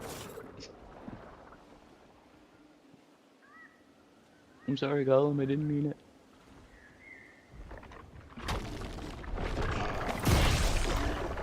Didn't play that game.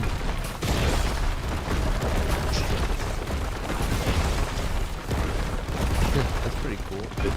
The big ones There's are earthquake terrible. spell. That's a good Yeah, spell. they only kind of work. Sometimes the small ones are better, but the big ones break on almost every surface that you throw them on, so there's really no point in it.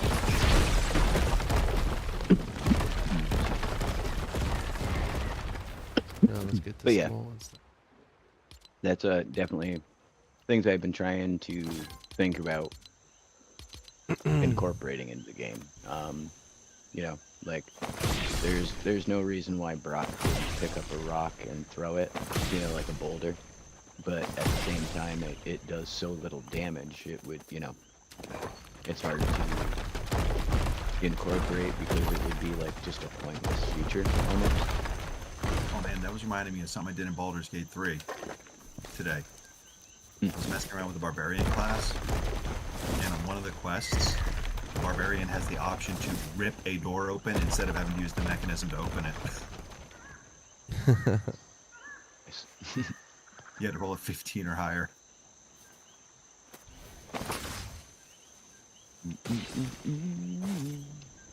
AD bold.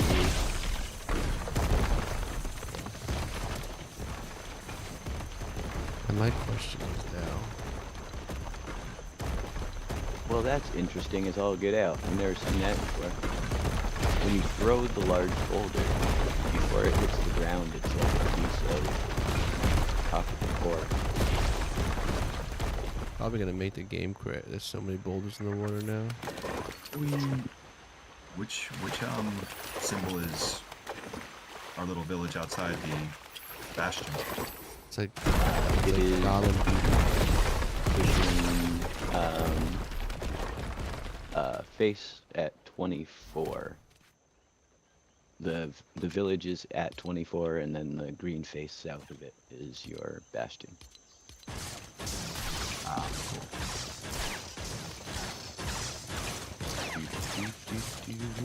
Boy, there's a lot of rocks rolling around. Now the question. Crazy how many rocks are down there.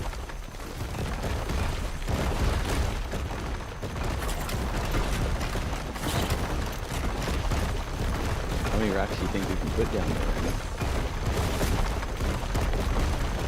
Will this be how the stream ends? We crash the game with boulders?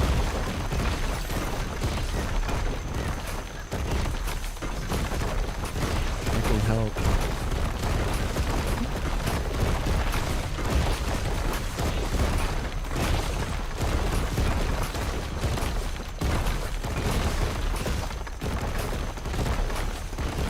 Hello, Adrian Buff. How are you doing? You're catching us just at the end of our K&K Q&A, but feel free to ask us anything. Currently, we're trying to figure out how many large boulders it takes to crash the game. Whoa! Look at this down here. Did you see all that just blow up? I was using some thermal detonators. Oh my god, there's a lot. It's getting laggy. Yeah, we put a lot of rocks in the water. Yeah, that's why I'm getting out of there.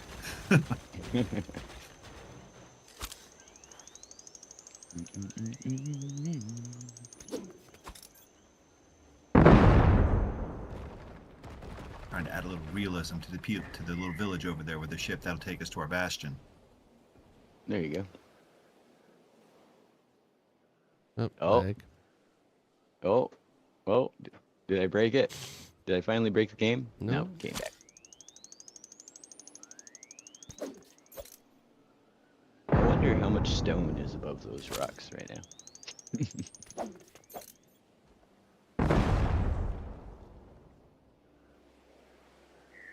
Crazy.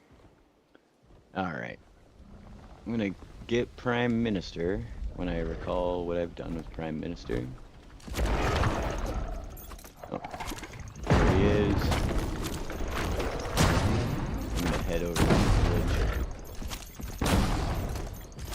Because next week, when we join back up, we will some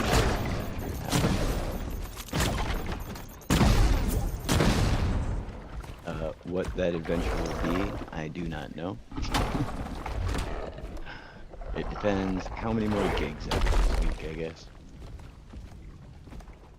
Let's see. Let me make sure. This Brock's fishing boat for trying to catch the sea serpent so he can get his dinner again. There you go. Someone was saying that the brutes no longer have like a perimeter. They can keep going now. Oh yeah, I'd heard that. That's I heard enemies in general don't have a like they'll just keep chasing you until you can lose them. So that's pretty cool. This will be fun. The golem found a tribe of tomato heads. Ooh. Going the wrong way though now. I like watching how far. Oh, he just lagged. I like watching how far he can throw the boulder though. Yeah. The brute spitball has always amazed me. Oh yeah. That they can shoot that. Like they are masters of like trajectory. Like they get you over. They don't even. Watch, They don't even need to be able to see you.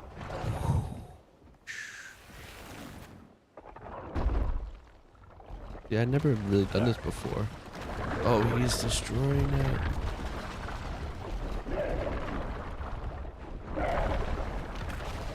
They're fighting a golem in the boat. Oh my god.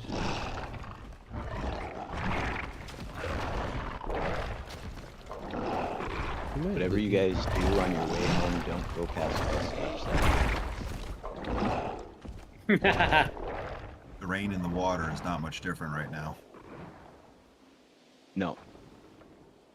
It's crazy that that's still a thing. It's been what, like a month that it's been raining? Wait, where are we going now? Are we just going home? Let's go home. Yep. I was just heading over there for Where is the home? heck of it. It is the two markers. One is the village and one is the house.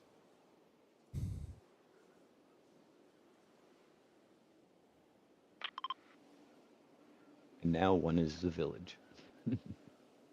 Oh, this over. Wait.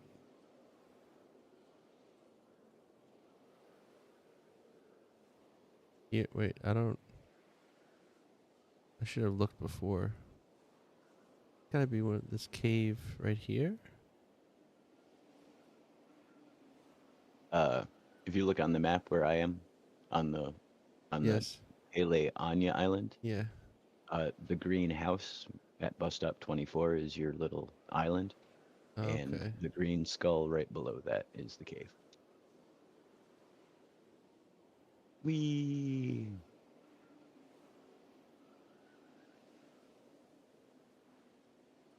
Do do do do. No. Home again, jiggity jig. About 700 down. clicks out from it.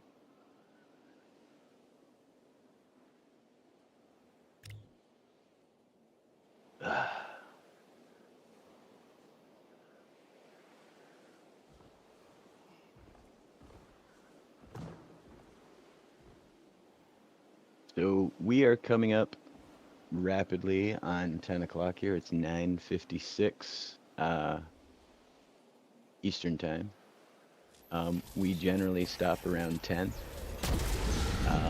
So if there aren't any more questions, we could do outros, and we can figure out what you guys want to do next week. Or figure out what you want to do next Alright. week and then do outros. Whatever, Yeah. however you feel like doing it. I want to punch a dragon next week. It's definitely a possibility. Hey Trunks, welcome in. This is catching the tail end of our Caverns and Klombos with the Long Tom Lounge. But yeah, to tune in next week, same time, 8 to 10, where you can catch me on during the day between 12 and 4. Never do it. Oh, it's awesome. But yeah, I think that's a capital thing, but like a grasslands thing, but it definitely wouldn't hurt to have. Because who knows, it might work like you're a foreign delegate, so you can't be charged in a foreign country, or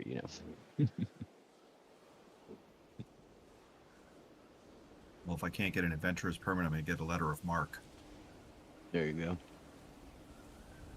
Go down, stop by the Cutlass Cove postal office and fill out the appropriate forms. Hey, you made it. Nice. I got here just as you got here. That's fun. I'm gonna bring the conquistador around. Use a Yodak finally. This game's still like, I still get like surprised at how gorgeous this game looks. These Yeah, like islands and everything. It's like, yeah, the especially sunrise and sunset times. I'm just like, geez, like they did not have to go this hard, like it could have been just like the grass could have been studs, you know what I mean? Like yeah. I also get like overwhelmed with like all the cool spot. Like, oh, I want to build there. Oh, I want to build like a thing there. Like, oh, that'd be so cool. Like, it's just so many spots. yeah. Vroom. I should have been turning my camera sooner. I didn't see your boat. I'm sorry. I almost murdered you. That's okay. It's hard to see in this thing. It don't take long to rebuild this boat. Yeah, it's close enough to the dock. It's a serviceable distance. And I can inflate the flight balloons without damaging anything, so I'm happy with that perk and job. But yeah, we know quite a few things about the world. The Daily Blunderbuss and Cutlass Cove situation. Cutlass Cove obviously still needing of repairs, I'm sure. The Blunderbuss being a source of information. If you guys can trade them information. It's been offered that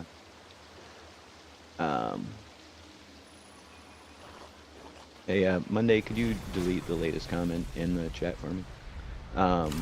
Yep, no problem. And then kick whoever that is. Um,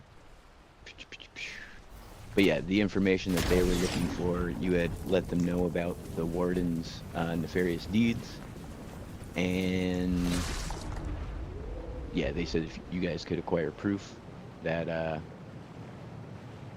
uh, they would run the story and help you guys find out anything you needed in the future. We also have the Shere Khan storyline that we could revisit. Easy card. Yeah, we were just kind of finishing up Caverns and Klombos. Tonight was kind of like a Q&A, and we were just kind of talking about different things we've done in the game and just what we'd like to see and any backstory. But we're wrapping it up about in a little bit. Good to see you though.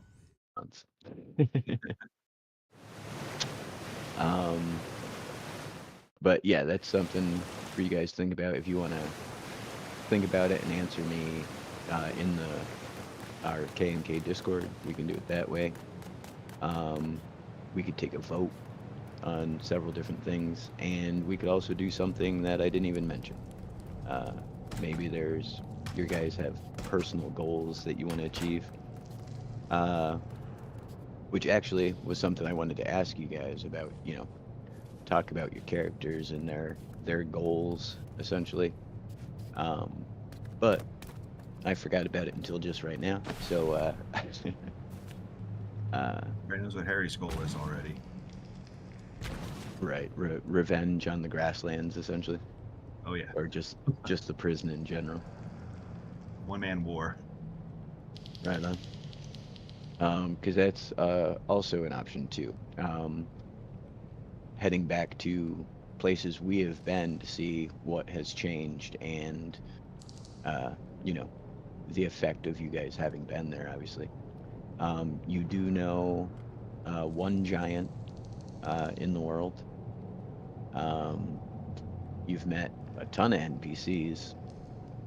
You can go all the way back to the beginning and find out what happened to Hayseed. Anything's possible.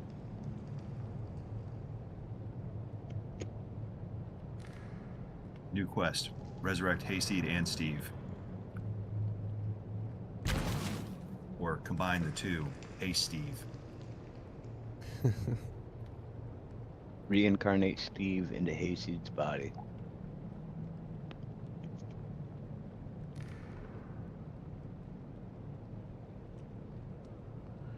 Okay, sorry about that. I was dealing with that.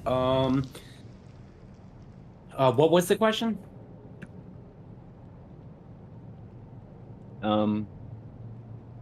Pretty much the direction you guys want to go next week. What if? Oh, we did? go like, ahead, Remy. I was gonna say sorry. Like I was gonna say like maybe some pretend on doing like some side quests. So like we go to like one of the towns we visited to make do, and we just kind of talk to the villagers, and it's like we do simple things like collect a certain amount of like wolf claws or something. Like I can't believe I'm pitching fetch quests, but I don't know. Maybe like sometimes I feel like it's kind of like if you're drawing or something, you just kind of scribble, or you kind of just aimlessly draw, and then like that kind of makes your brain flow. So like in the same sense, then you start to come up with larger, like, oh, what if we do this now, or what if we make this, or so maybe if we do like a couple, like help the NPCs of the village out, and maybe I don't know if we want to return to one of the villages, or we find like a new small village somewhere, and we just do some small quests and just see if that like sparks something that like we end up having to check out or something. Yeah. Just an idea. There's a totally place to do that, like and places to do that relate back to the story. You know, you guys could go to Cutlass Cove, for example, help them rebuild. You guys could do some actual building and have to go out into the world and find the materials. Or Yeah. Monday sells all their crystal spider eye gems that they have. to buy resources, and you guys have. I don't know what you're certain amount talking to about. do. I feel like we're And both. that gets you guys X amount of resources to pull from to repair the place. It's all kinds of stuff we can do. And then also Um, kind of helps our like role playing chops as well. Help us get into the Oh, yeah. character, or grow our character's personality more and stuff like that. Yeah, absolutely. Because one Dropship's thing, been marked with his colors. one thing I would like to incorporate more, I think, part of what made the giant fight so fun was Rooster building the boom barrel launcher, but Oh yeah. only getting to do like a few pieces each turn, et cetera, et cetera, and it had its own movement. I'd like to see you guys able to build more and like manipulate the world more, just in general. Because for example, like there was wizards that came in and they cast wall of stone, so you guys couldn't chase after them immediately, and like you being able to shape stone and like form a bridge and stuff like that. Um, I'd like to unlock more ways for you guys to be able to play Lego in K and K. It'd be cool maybe if there was like we discover some kind of like artifact that's called like the build the like the what are they called? The alchemist's like tool or something, and then it just allows us the ability to build, and then like a limited kind of thing, but something like that where like then we can incorporate like building things or building puzzles or something into like the quests Yeah, and yeah. stuff. Or even just like simple stuff, like you guys need to get up there and you build, a stone set of stairs. You know what I mean? Like Yeah. anything like that. Like, yeah, because we are after all playing Lego. So, Yeah. Just and tied into Lego lore with master builders. right, yeah, and even if we weren't in Lego, it doesn't take, if I wanted to go down and put a piece of wood across the local stream, I could definitely do that. Yeah. I don't need any training. I can just get a piece of wood, throw it across the water. So yeah, I'd like to figure out a way to present more opportunities for you guys to get that in there as well. Which, as I mentioned, I was gonna try and incorporate more for you, Remy, and for Trone's character Harry, to be able to do that. Part of my plan for that already is you found Roma's journal last time, and it's going to be a way for all of you to learn force abilities, for lack of a better term. Because, as we're discovering, this entire world is connected in some way. There's a fabric throughout it, a code that connects you all, and this may be some kind of almost video game scenario, where there's an above world that exists, and maybe you guys are figuring out using Roma's journal how to manipulate the code, or use the force, or magic, or and that's going to allow you to, do these things. So, and thank you, Monday, for getting rid of that. That was, I'm pretty sure I know exactly who that was. They like to talk about hamburgers usually. Let's see. Dun, dun, dun. Yeah. If you guys don't have any other questions, and nor does chat, then we can do outros. Quick And question. yes, sir. The mailboxes have the tag encounter added to them. Yeah, no, they always have. They are one of the items that in survival you have to discover out in the world in a treasure chest. The recipe, you can't just get it. One of the most frustrating things about survival, because they added that later.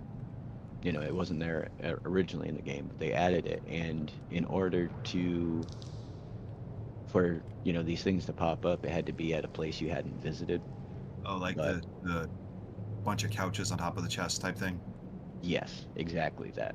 Um, but because of the kind of player I am, I had already gone checking every single place looking for villagers, and so now there's like just I may never get the like large mailbox ever, So but yeah, that's for those of you watching in chat, that's how you know how to find your things in survival. If you've ever wondered why you get stuff in uh, sandbox that you don't get in survival, they're there. They're just hiding. um. But yeah, you guys want to roll the only initiative of the night to do outros, or throw fingers, or I don't actually have my dice next to me. I didn't think we would need them tonight. right on. We could PvP. First person down goes last. I don't know. I got 16. We're all so far away. I wish I was All next to everyone. I would just start throwing punches right now. All right, Tron, give me a roll. 18. 18, and Monday, pick a number between 1 and 20. 14. 14. All right, Tron wins initiative. Tron, lead us out, bud. All right, guys. Welcome to just a chill stream that we had this evening, talking about K&K, what we've been doing over the last almost year now. Seeing some lore on the world, and getting to answer some of our deeply felt questions. Always appreciate being able to be a part of this. It's kind of one of the things that keeps you going during the week. And I do appreciate that, hanging out with all you guys doing it. Heck yeah, brother. Same, for sure. I know no matter, what happens at work or, whatever, I got stuck behind driving home, that when I get home, there's K&K, and that's awesome, So, thank you, as always, for being here. And everybody make sure to check out Tron Gaming on YouTube.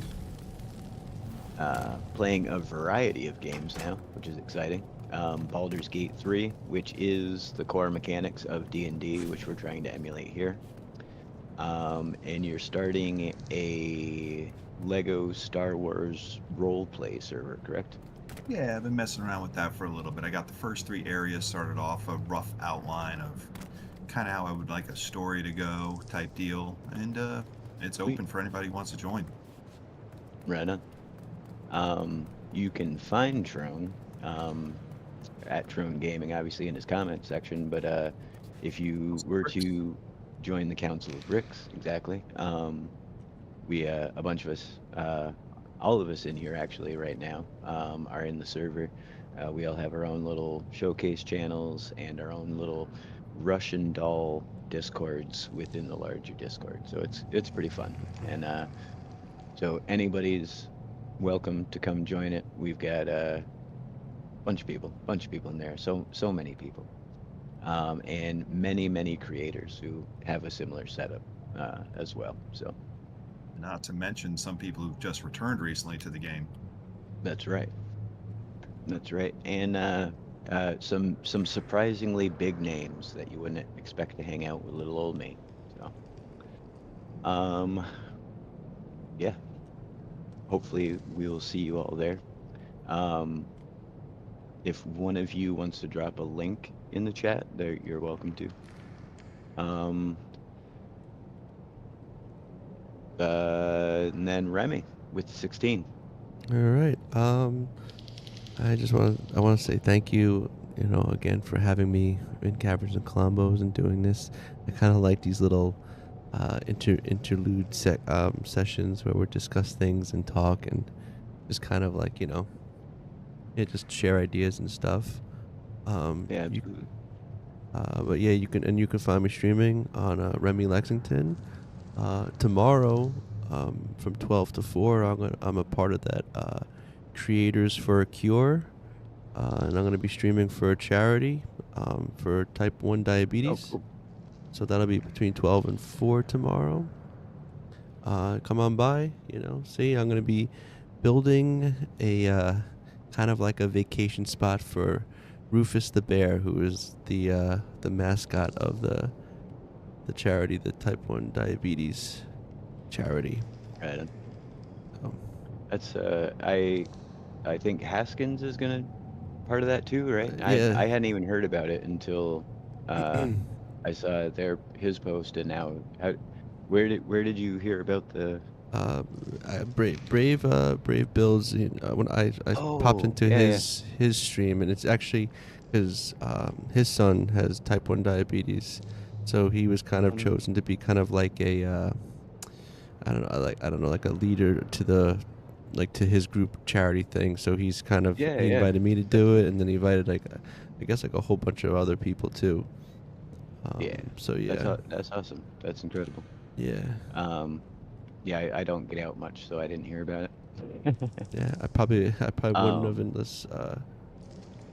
unless I popped into his stream like that. yeah, for sure. But yeah, Richie, you were catching us right at the end. We did a Q&A. You're definitely welcome to join the Discord, obviously. And you can ask us any questions you would like there. I've got my own little section of the Discord with the Cavern Klombos area. Feel free to tag us in anything you want to know.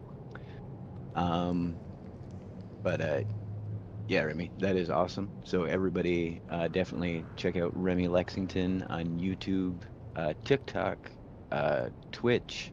Yep. Are you on Twitter as well? I am on Twitter, but I don't really post that often on that. Right. All the socials, but I Um, don't stream. Yeah, I don't stream on Twitter. Yeah. So, is that like a donation thing, or they're gonna Yeah, they'll like have donations. based on views, or No, I think it's just straight up donations. I'll that's awesome. mainly be streaming through Twitch, but so I'll have like a link pinned in that. But I also put up an overlay where there's like a little QR code in the corner that you should be able to scan, and it should take you to the page to donate as well. Heck yeah. So That's awesome. every little bit helps if you can. So What's the date for that? Well, it's just gonna be tomorrow. I'm gonna be tomorrow's. Tomorrow, okay. Yeah, tomorrow. Was it the 14th, May 14th, and I'm gonna be do 12 to 4 p.m. Sweet. Eastern time. Heck yeah. That's an awesome thing. Yeah. And as mentioned many times before, I definitely appreciate you having you here. I'm glad you're a part of this whole thing. Heck yeah, man. So, I like but being a that play will tester. bring us. Yeah, right. It's almost like you can't even tell you're part of an experiment. Yeah. The electrodes plugged into your temples are what allow that to happen. You can't even tell. We neuralize your prefrontal cortex, so you can't even distinguish reality anymore. I honestly think I'm a banana. Yeah. I can't wait for us to get into our episodes that are like Star Wars related, because my Star Wars banana puns are next level. Like, it's gonna be great. But that will bring us to Monday Olives. Take us on out. I'm Monday Olives, and you've been watching Kaverns and Klombos live here on YouTube. You can catch us every Tuesday night from 8 to 10 p.m. at the Long Tom Lounge, where we bring you the best that LEGO Fortnite role-playing has to offer. Join us next week as we sort out the chaos, and no, we definitely won't. It will be pure and utter chaos. I'm back, baby. I'll be streaming Friday night on a creative server where I'm just going to be building some crazy stuff. I had a bit of a period where life hit me hard, but I'm back in the saddle. I got some stuff coming up. All my major plans that I was working on before are kind of on hold for the moment, but I will be working on something special over the summer, and I hope you guys will join me for my live streams. And of course, you can always catch me here every Tuesday night. Heck yeah, Monday. As Monday noted, Monday Olives on YouTube. New content incoming, which is exciting news. Definitely noticed your absence when you were transitioning, so it'll be good to have you back. Yeah, it's been a couple crazy months, but I finally got things working out. Heck yeah. And once you get situated, we'll have to take you on a personal tour to the dragon so you can see all that, because I know you missed those episodes. So. Oh yes, please. That was I actually did the recap after the episode with the big episode with the dragon, and it was probably the hardest recap I ever had to write because the whole time I'm just like, I wish I was there. Yeah, it was fun. Yo, thank you so much for the sub, Prime. That was awesome. Appreciate that.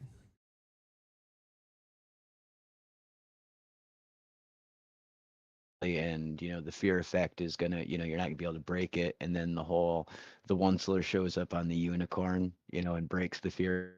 Big Meat, thank you so much. Thank you so much for that. Really appreciate it. Big Meat Sunday. Hell yeah.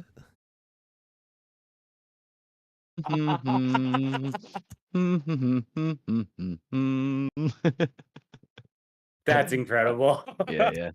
But yeah, no, stuff like that even is great for me, because obviously, a lot of this is coming from other sources of media, a lot of pop culture and stuff. And if I can set up a situation that like starkly reminds you of a movie, like then I did my job. And so as much as it was like, darn it, he saw through it, I was like, yes, he knows what I meant. So, but yeah, I think that is gonna do it for us tonight. I'm Long Tom. This has been the Long Tom Lounge. We get together every week, Tuesday night, 8 to 10 p.m. for our version of Lego D&D. We like to call Caverns and Klombos. We're running around the world to play Wellia, learning the lore and fighting the baddies, and sometimes finding out we're the baddies ourselves. But we always have a lot of fun. So we will continue our adventure next week. Like I said, I'll hit you guys up in Discord to see kind of what direction you're feeling like leaning towards. As always, I mean I've got a ton of stuff in the chamber. If I have to shoehorn an adventure in, I will. But I'd rather we keep going in the direction we've been. But yeah, thank you everyone in chat who came out, everybody in Remy's chat who came out to check out our little adventures here. And we hope to see you next week. Same bat time, same bat channel. And yeah, Stonecore, good to see you out here as well tonight. For those of you who don't know, that's in the Discord, Kabuto Sushi, I believe is their name. But yeah, I guess now the only thing left to do is say goodnight, adventurers. Good night, Good night, adventurers. adventures. I gotta tell you, that's my favorite part every week. Oh, so existential crisis Legos. I hear that, man. I hear that. Yo, A1, GG. Yeah, we're wrapping it up. Big Meat. We'll talk more about you joining the club. Let me know. All right, I'm gonna be logging off. You have a good one. Everyone have a good one. Until next time. This village. We now have shipping lanes.